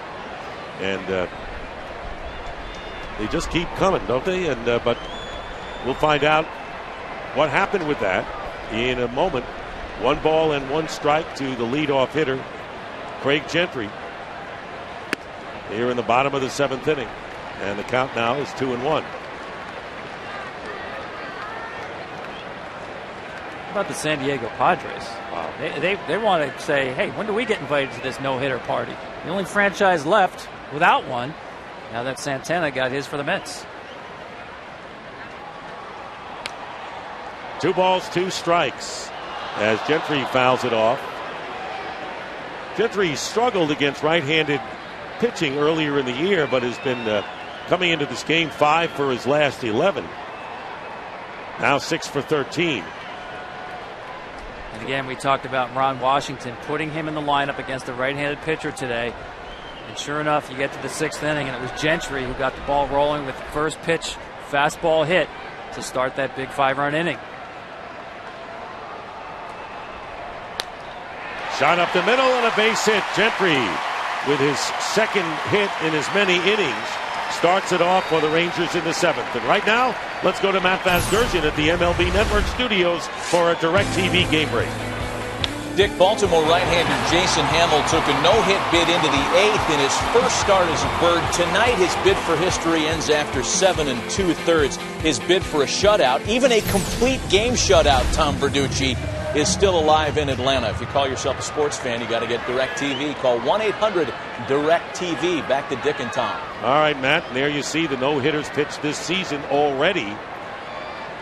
And the brilliant, perfect game by Matt Cain, striking out 14. That was the first perfect game in the 130-year history of the Giant franchise, which started in New York. And ties the record of Sandy Koufax for the most strikeouts right in a perfect game with 14. Here's Ian Kinsler, who's 1 for 3. There goes the runner, and on a bounce, the ball goes into center field. Gentry is going to advance to third base. Nobody out. And Craig Gentry gets a stolen base and goes to third on an error by the catcher, Chris Snyder. Well, you hear about ground balls eating up an infielder. Not too often you hear about a throw eating up an infielder. Again, strange infield here where that ball just came up violently on Jose Altuve. That was self-preservation, more so than trying to block the ball. But I think the Astros have had issues this year in terms of defending the running game. And it certainly has shown up here tonight. And now with the score of 5-3, they need to bring the infield in. 9th stolen base of the year for Gentry. He's at third with nobody out, and the count 0-1 to Kinsler. As the Rangers look to add to their 5-3 lead here in the 7th. Fernando Rodriguez swinging at the fastball, fouling it back is Kinsler.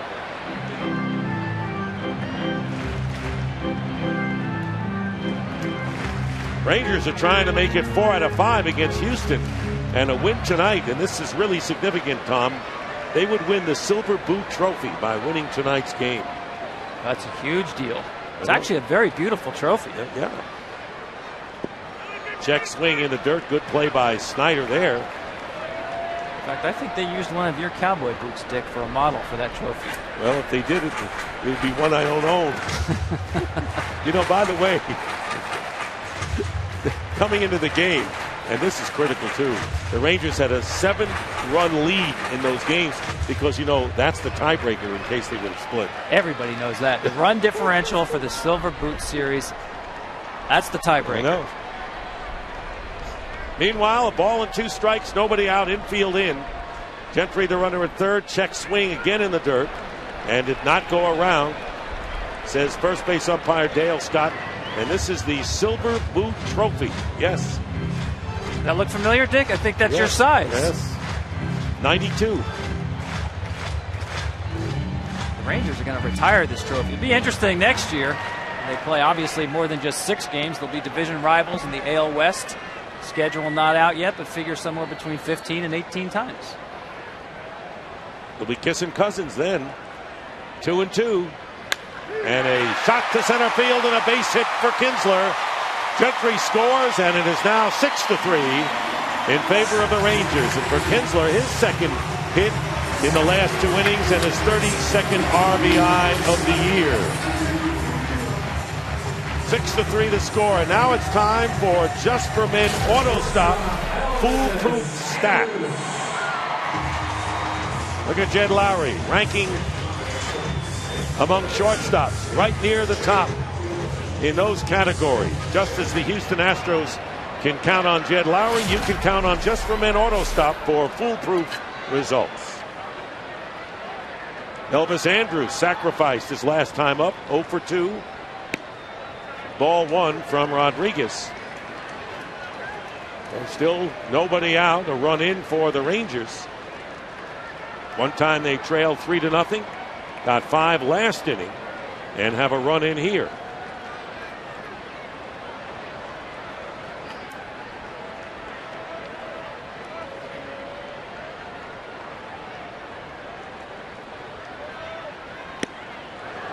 Big swing and a miss. And the count, 1 ball and 1 strike. So Kinsler, who had gone 0 for 14, now has singles in his last 2 at-bats. And Mike and Tamara. Mike is on the phone telling everyone that I think our son is headed for a victory in his major league debut. 6-3 the Rangers lead. Striking out 7. Walking nobody. And by the way, the last major league debut by a pitcher who struck out 7 and didn't walk anyone was Steven Strasburg back on June 8th, 2010. Talk about being in high cotton. Wow. That's pretty impressive. A little less build-up, but nonetheless, the result's just as impressive.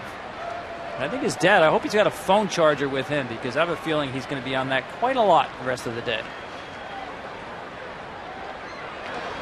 Diving back and just getting back is Kinsler.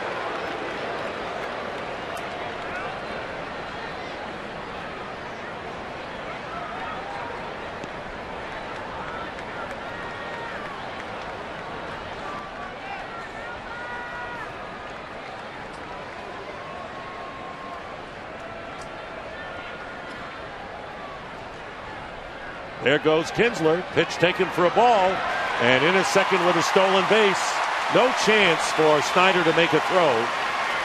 And Kinsler, second stolen base this inning for Texas. Yeah, once again, watch the leg kick. Slow delivery to the plate. Ball's in the dirt. It's a tough pitch to handle. But again, just almost conceding bases here on the running game for the Houston Astros. Ninth stolen base for Kinsler. Gentry had his ninth stolen base a moment ago. So a runner at second, 2 balls, 2 strikes, still nobody out. Elvis Andrus with Michael Young, the DH, on deck. It's like all the pitches in the dirt. There is Young. And we talked about that with Rodriguez. He's got a good breaking ball, but when he gets in trouble, he doesn't have command of that pitch. He can tend to be wild here. This bullpen has been stretched for the Astros in this week. So have they ever? This is his game right here.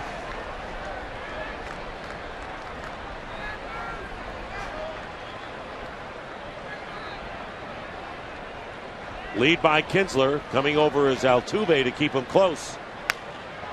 Fouls it away. Count remains 3-2. Fernando Rodriguez came in and got the last 2 outs of the 6th inning after the Rangers had scored 5 runs.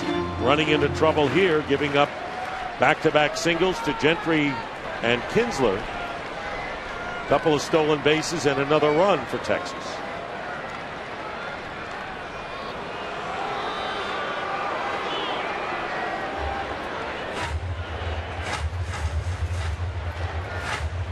Yankees won earlier. They won their 8th straight game in beating the Washington Nationals 5-3 in a 14-inning game.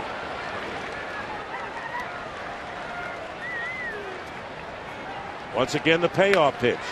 Fly ball, right field. Bogusevic misjudged it, and it went. Caught it at the base of the wall. He started in first and then went back, but he caught it at the base of the wall for the first out.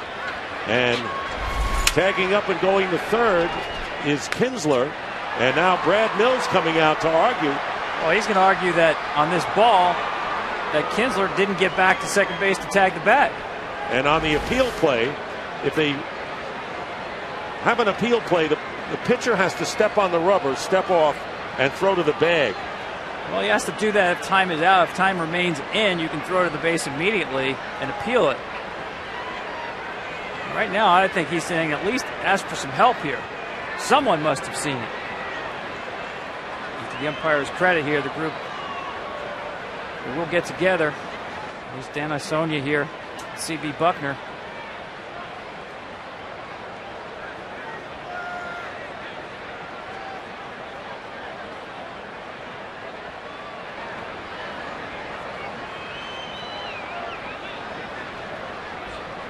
You know, it's obviously called in an umpire, not that they aren't on others. They have to be 100% certain that they saw the play. Let's see it.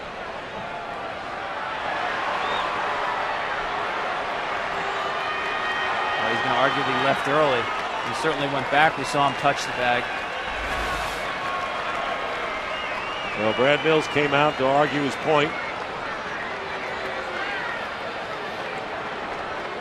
So Kinsler remains at third.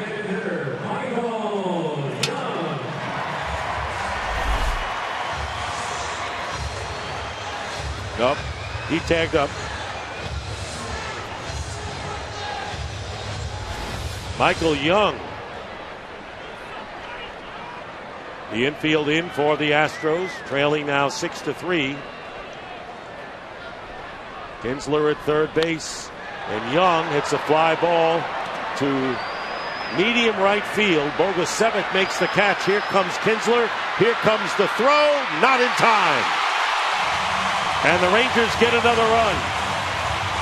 7-3. Young with his 26th run batted into the year.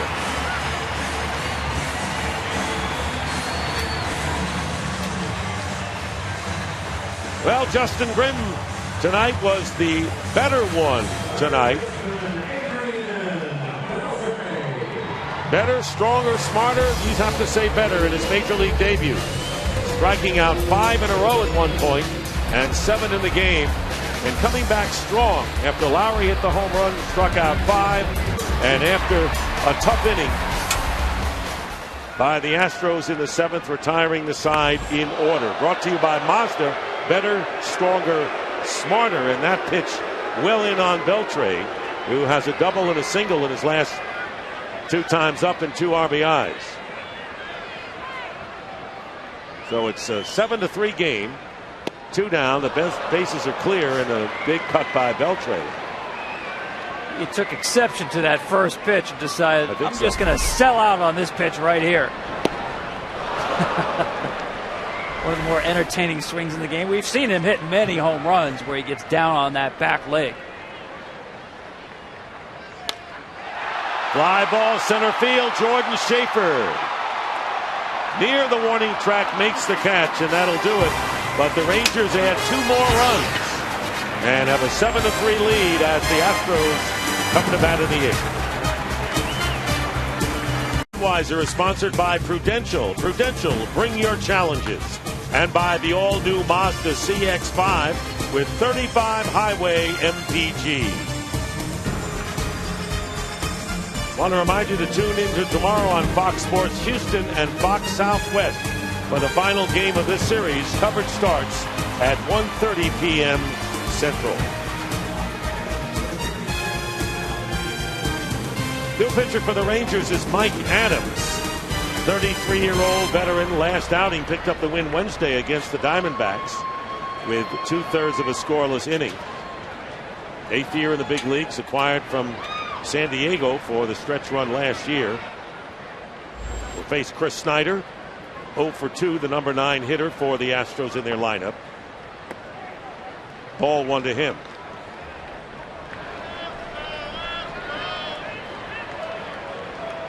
Rangers lead 7-3. They were trailing 3 runs, scored 5 in the 6th, 2 more in the bottom of the 7th, and both runs that inning were earned. Time called. Reiner Cruz is up in the Astros bullpen.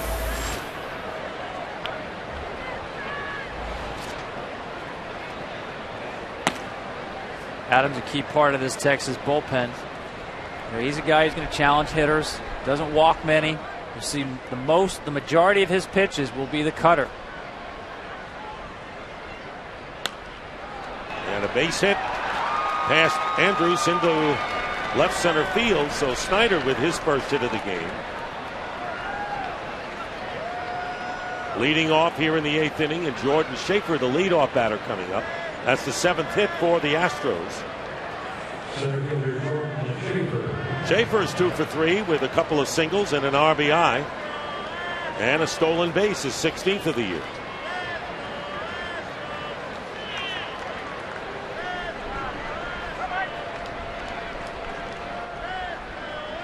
Justin Grimm trying to pick up the win in his major league debut. Showing bunt.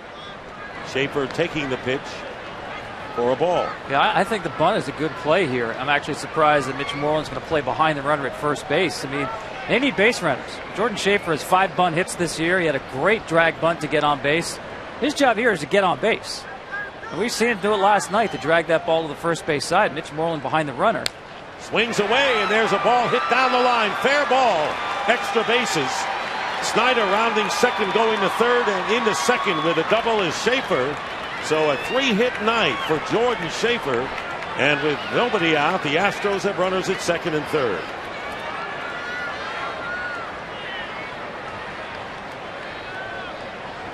Shepard, and Schaefer just spraying the ball all over the ballpark tonight. Here he gets a fastball he can handle and turn on it. We saw him go the other way to drive in a run with a base hit.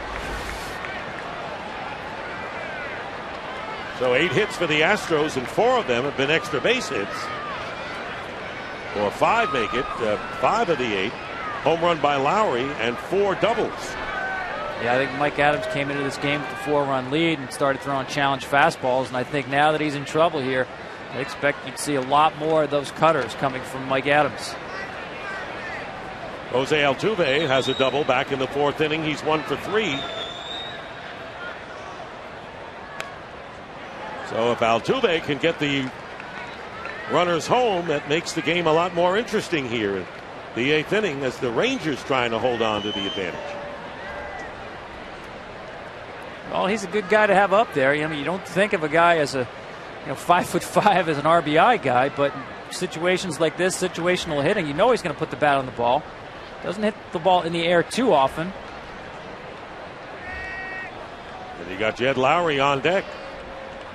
The 0-1 pitch.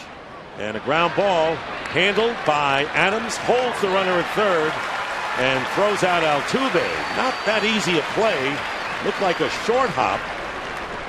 And Adams handled it for the first down. Runners remain at second and third.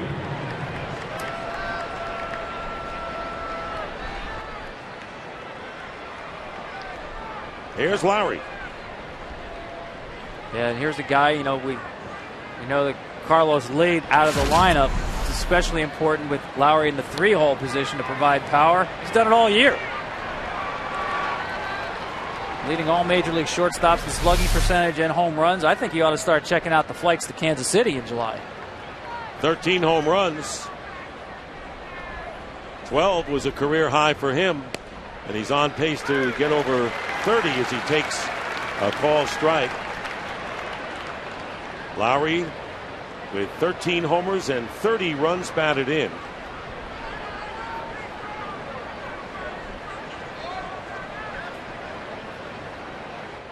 Second baseman Kinsler is playing a step on the outfield grass.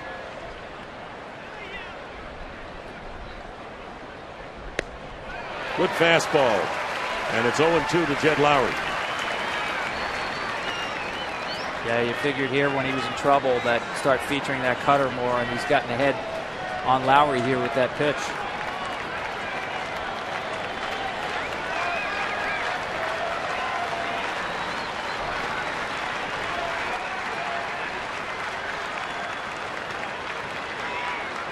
Snyder is at third. Jordan Schaefer at second. There, throw to third base. Safe, just barely. Did Snyder get back on a good throw by Napoli, and they very nearly picked off Chris Snyder. Yeah, they'll work off a sign on these, especially when you've got an 0-2 count. You can throw a fastball up out of the zone, easy for the catcher to handle the ball and get rid of it. You see Beltre moving almost on delivery of the pitch. Catcher and third baseman will communicate, sometimes by sign, sometimes it's just a matter of the right eye contact. 0-2 is the best time to do that. You can afford to waste a pitch up and away, give the catcher a clear shot at third base.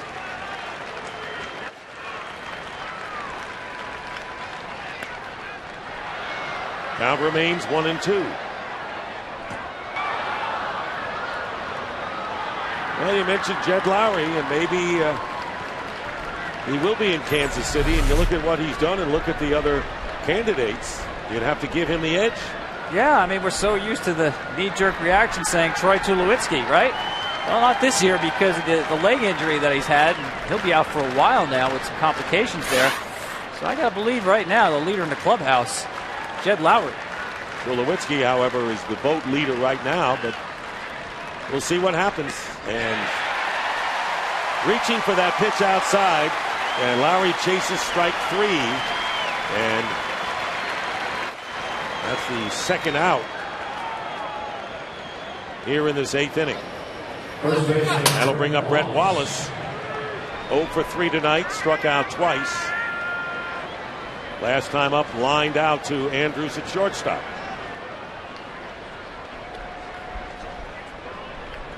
Rangers lead 7-3. trying to get to 12 games over 500 for the first time this year. Swing and a miss. Strike one. Yeah, you see him start to feature the changeups and the cutters here. Has started the inning off with that 4-run lead with fastballs, and now he's throwing the kitchen sink up there. Difficult at bats for left-handed hitters against his stuff.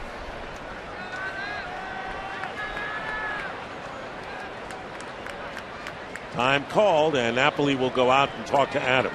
You know, we talked about Carlos Lee and the Astros, assuming all goes well, they think he'll be back in the lineup tomorrow. He's back from that injured hamstring. Makes you wonder what happens to this guy right here. Brett Wallace has done a nice job. Here he is hitting cleanup. Always hitting the minor leagues. Career .303 hitter in the minors, .859 OPS. This has not had a consistent run on the big league level. And it was tough for him when he came up with the Nationals in '09. Big swing and a miss. Way in front of that one, and it's 0-1. Sometimes it's the second teamer that makes the big difference. Well, he went through a period there. He got traded 3 times in a 13-month period. His head must have been spinning, but hasn't seen a fastball yet. Let's see if Adams wants to show him one right here. Runners at second and third, 2 down.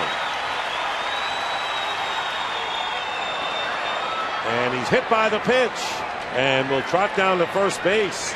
So Snyder will have to go back to third. Wallace hit by a pitch, and that will load the bases to Chris Johnson. Yeah, he doesn't throw many curveballs, but he decided to show him one here at 0-2. And it just kept riding in on him.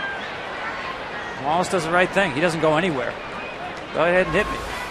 78, 79 miles an hour. Yeah, I can take that. So now it's Chris Johnson, who is 0 for 3. Bases are loaded, 2 down. And the tying run is at the plate. Johnson has 5 home runs this year. And takes strike one from Adams.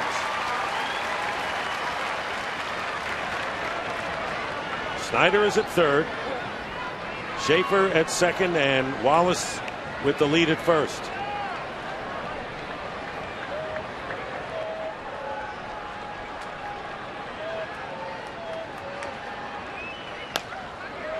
Slowly hit, third baseman Beltre throws out Chris Johnson, and that'll do it as the Astros lead the bases loaded. And an opportunity goes down the drain. Rangers come up in the bottom of the 8th, leading 7-3. Is sponsored by Michelin, a better way forward, and by DirecTV. If you call yourself a sports fan, you got to get DirecTV.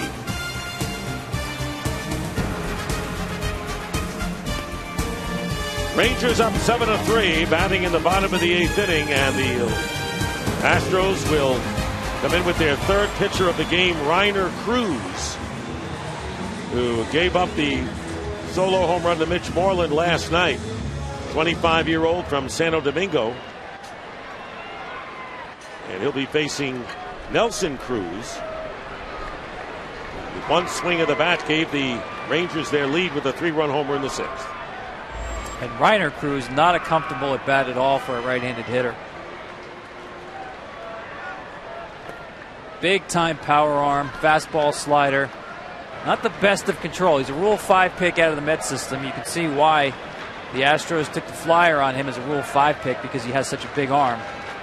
The control can be an issue with him, especially losing the ball to right-handers up and in on the arm side. 1 ball, 1 strike. Rookie who started out in strong fashion but has allowed 12 runs in 4 June outings and at least 1 home run in each of his last 4 appearances.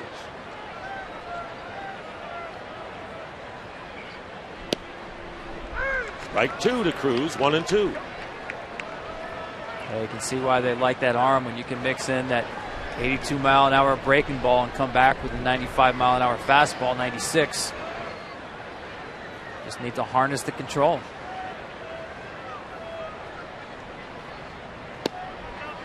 Two balls and 2 strikes. Joe Nathan was warming up for the Rangers.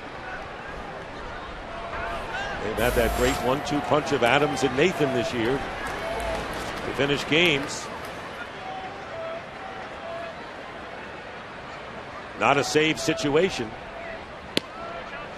but it's a game-saving situation. 4 keys to the game, Tom. Yeah, we talked about getting length from Lucas Harrell. It looked good for 4 innings, but then it all kind of came apart. For 5 innings, it all came apart. And the new bridge to Nathan, well, they've got it done between Ross and Adams. We talked about Ross getting pushed Cruz strikes out into a higher leverage situation, and he came through. All right, let's hear the sounds of the game. Umpire Bill Miller behind the plate. They want his first strikeout ball, so I'm going to forget. Oh, that's going to hurt.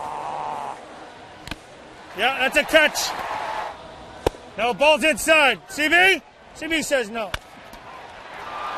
I got the bat. I got the bat. Very active night by Bill Miller, and you have to be active and you have to be alert, and he had a lot to do with all of those players fouling shots off of their foot. He's done a great job back there. What I really liked there, too, was he went right away on those check swings. You know, some guys don't want to check or they'll wait for the catcher to ask. David Murphy. And the count to Murphy, 1 ball and 1 strike. 1 for 3 with an infield hit and a stolen base. Was the batting hero last night when the Rangers scored 5 runs in the 5th. Tonight, they got the 5 runs in the 6th.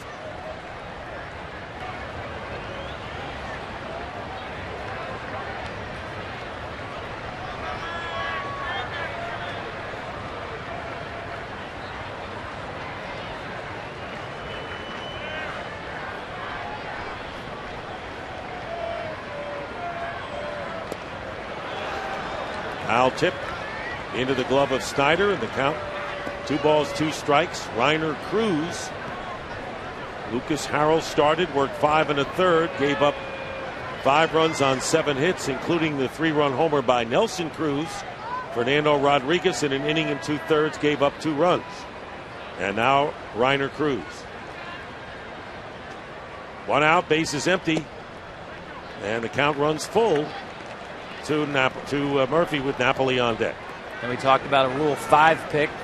A Rule 5 pick means he was left unprotected by his organization, was available to be drafted.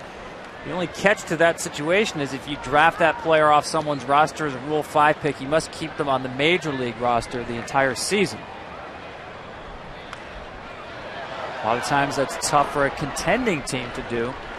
But for a rebuilding team, the youngest team in baseball, such as the Houston Astros, it's a great opportunity to fortify your farm system or Major League system with a power arm who needs more work. You can afford to be patient. Nothing against the rules of sending him to the minor leagues next year if they think he needs more seasoning or if they want him to start. A lot of options.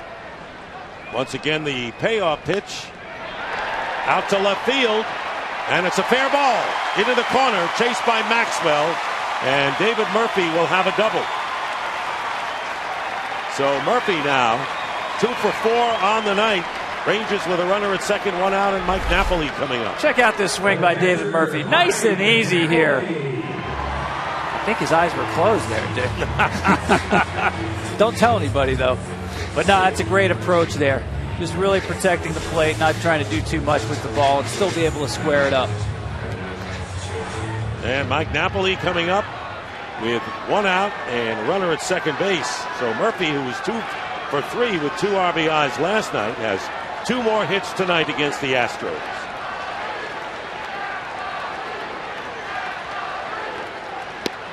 Strike 1 to Napoli. He has 1 hit in 3 trips.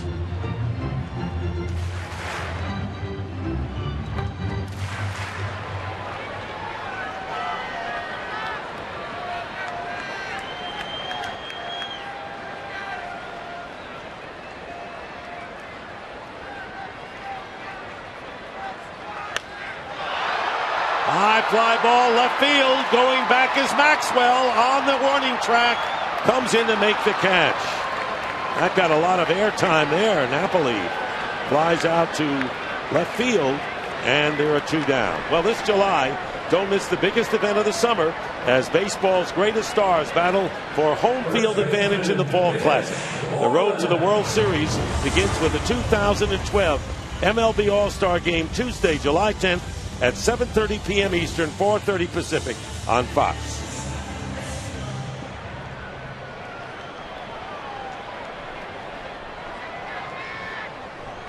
Two down to Mitch Moreland. 0 for 3 tonight. Murphy remains at second base. Nathan ready to come in the ninth inning. Foul ball down the first base line.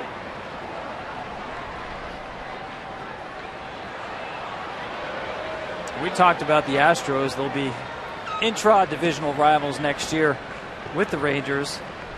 Listen, I think this team is on the right track. They've got some money coming up in the offseason in terms of the contract of Carlos Lee, possibly Brandon Lyon.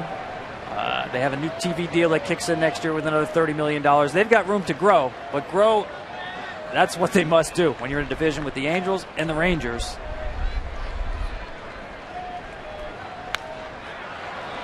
And the foul out of play. The AL West standings.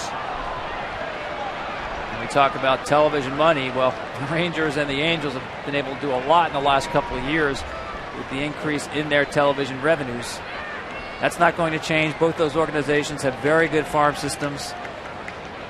But the Astros themselves have a high upside. Their ownership, Jim Crane, believes that in the next 5 or 6 years, you could be talking about a team that's top 6 or 7 in revenues in terms of the Houston Astros. 0-2 to Moreland. And it's outside. And, of course, the Angels later tonight will host the Arizona Diamondbacks. Joe Saunders, the former Angel, against Urban Santana.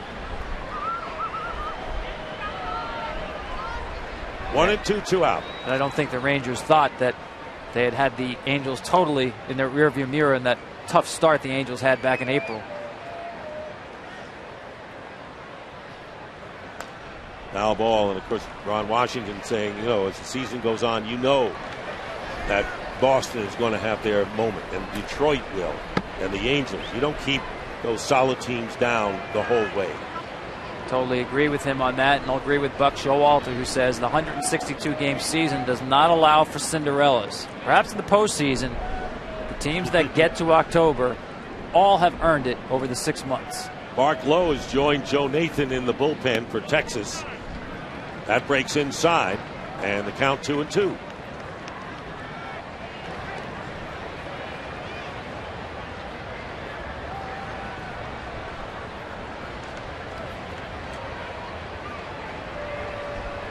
Seven to 3, the Rangers lead. They were trailing 3-0 till they exploded for 5 in the 6th. And 2 more in the 7th inning. Another foul ball out of play off the bat of Mitch Moreland. Eleven starters have made their big league debut this year. Record 4-4, 3 no decisions. And a big opportunity here to see that go to 5-4. Justin Grimm. There's another guy who made his major league debut on the left there, HOU Darvish. And he came back big time last night. Darvish tied a career high with 11 strikeouts. Gave up 7 hits and 2 runs in 8 innings in a much needed comeback performance in the opening game of this series. That's another guy with a good chance of being in Kansas City for the All-Star game. It's obviously a guy the fans love to see. An exciting pitcher to watch, strikeout pitcher. More importantly, I think he's earning his way there. Runner at second, 2 down. Here's the 2-2 pitch. And a line drive right center field, and it's going to go to the wall for an extra base hit. Scoring is Murphy, and on at second with a double is Moreland, and it's an 8-3 lead now for Texas. RBI number 25 on the year for Mitch Moreland.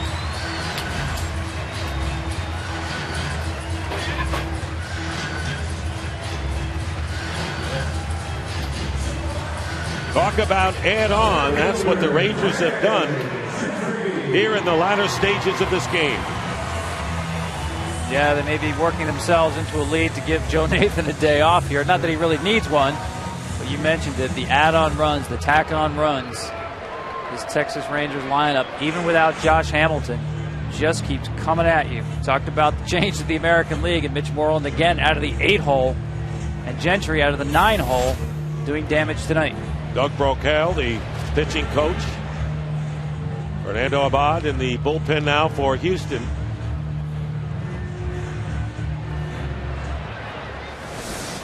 We've had 7 two-base hits in this game for both sides. Reiner Cruz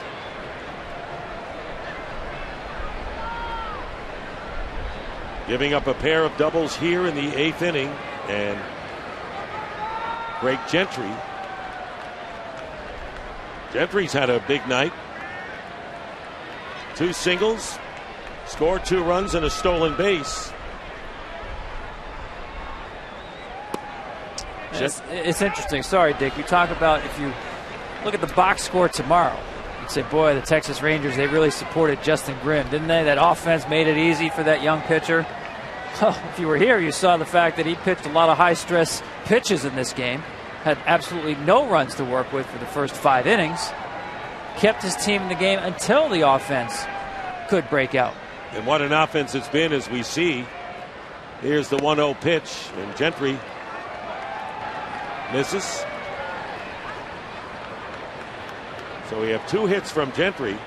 Moreland's RBI double, and Murphy in the 6th spot with 2 hits. Not to mention Cruz with a 3-run homer. They spread it around tonight, have the Rangers offense. 1 ball, 1 strike, 2 out. Moreland the runner at second.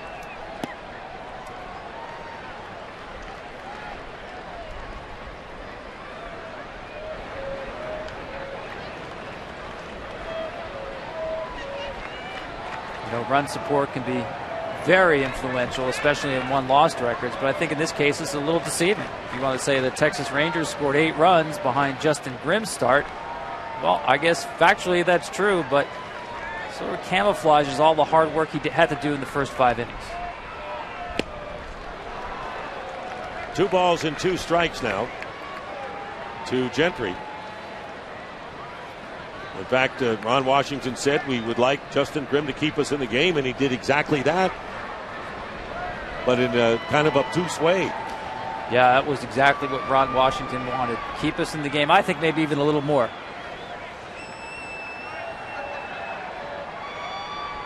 Two pitch. Strike 3, and that'll do it. But the Rangers get another run on Moreland's double. And Texas takes an 8-3 lead as the Astros come up in the 9th. Is presented by Budweiser. So Mark Lowe coming up on the mound to face the Astros in the 9th inning. Ryan Bogusevic takes the first pitch for a strike. Lowe pitched a scoreless inning in his last outing on Thursday. Those are his numbers.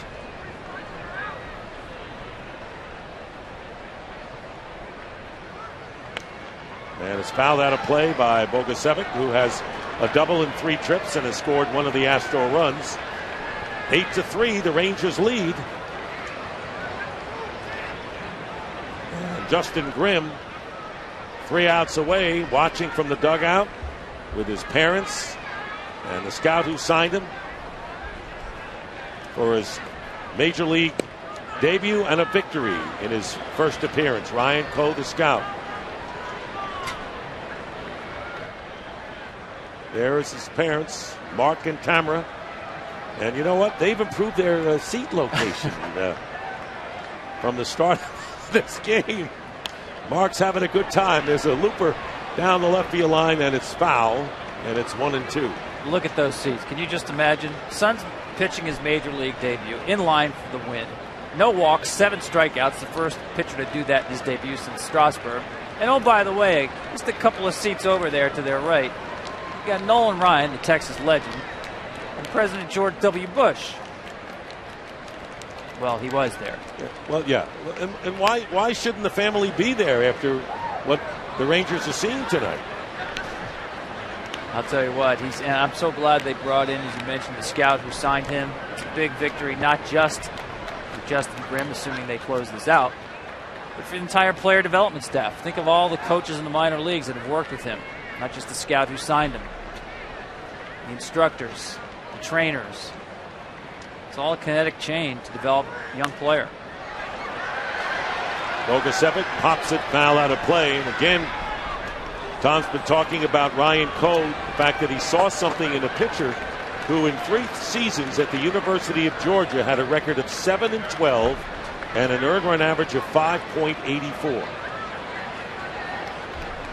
And again, he went to the front office and they saw the numbers. Sell us. What do you like about the kid? And there was a lot to like. The arm action especially. Looks like a pitcher on the mound. Bogasevic pops it. Foul territory. Beltre makes the catch. And there's one out. And here is tonight's Burger King smooth play of the game. And how smooth was this swing by Nelson Cruz in the 6th inning. 3-run homer giving the Rangers the lead. At the time, 5-3. They've added 3 since then and have an 8-3 lead. And there's one out in the top of the 9th inning. And here is J.D. Martinez, the DH, who's 0 for 3 tonight.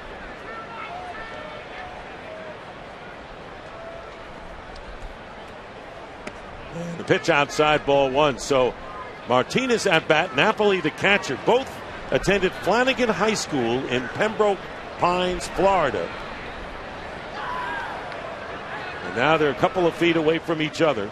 The DH for the Astros and the catcher for the Rangers. Pop up, foul territory. Chasing it is Moreland, and it's out of play.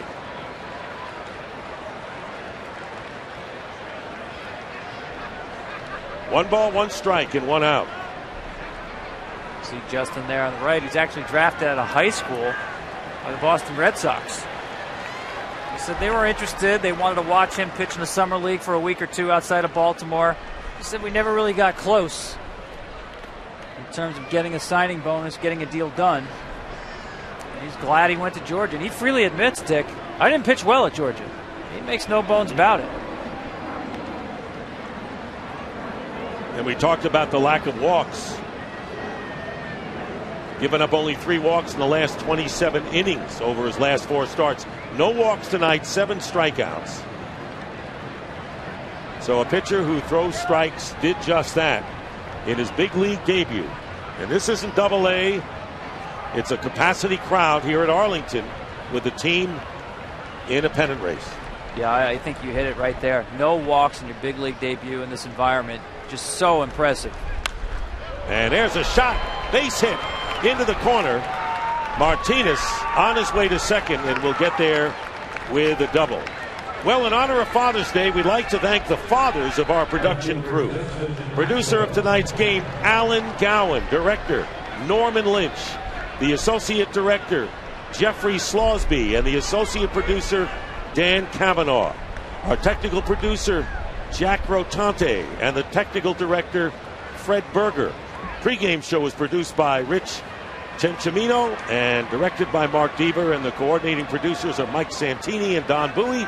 We want to thank our production and technical crew for a job well done here in Arlington. Justin Maxwell to the plate.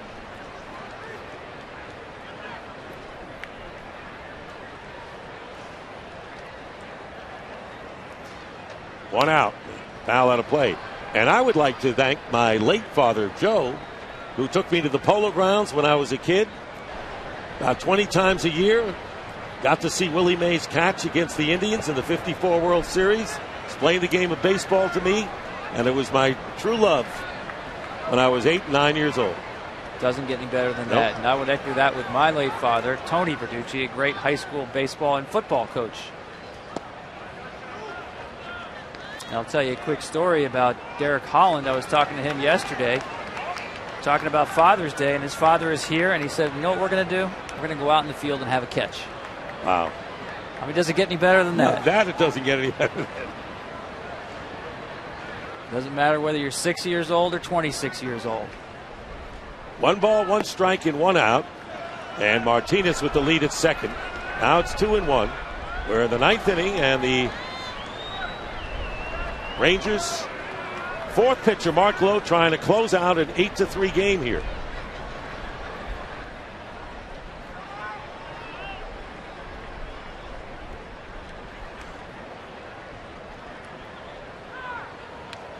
Foul back. 2-2 now to Maxwell, who has a double and an RBI and has scored a run in 3 trips tonight. And a happy Father's Day to Justin Maxwell's dad, Austin, who actually is a dentist, and one of his patients was here tonight. George Bush. His father Here you go. was a presidential dentist to both President Clinton and President Bush. You know, so I wonder if Justin walked over to the president and said, "Hey, how are those molars doing?" Or need a root canal? Either way. Justin, impressive guy in his own right, not just his baseball abilities, but a degree from Maryland in veterinary sciences. How many people can look in the mouths of 2 presidents? Count is full now, 3-2 to Maxwell. 1 out. J.D. Martinez on at second base. Last inning, the Astros loaded the bases. Had the tying run at the plate before Adams got Chris Johnson to end the inning.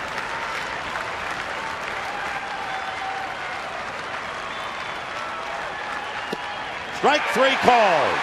And Maxwell goes down for out number 2.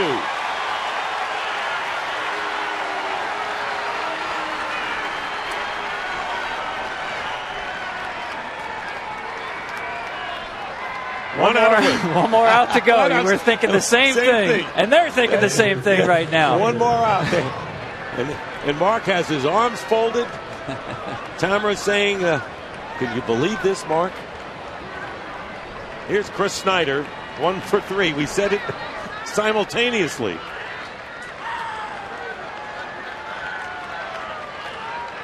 Two down, runner at second base. First pitch, ball 1. Well, Joe Nathan didn't come in the game tonight. And had he come in, we would have mentioned that he was the only player who attended Stony Brook, the Cinderella college that made the College World Series in Omaha. Lost to UCLA 9-1 last night. The Seawolves, who play at Joe Nathan Field, That's right. Long Island. So he didn't even have to be in the game for us to give Stony Brook a pop.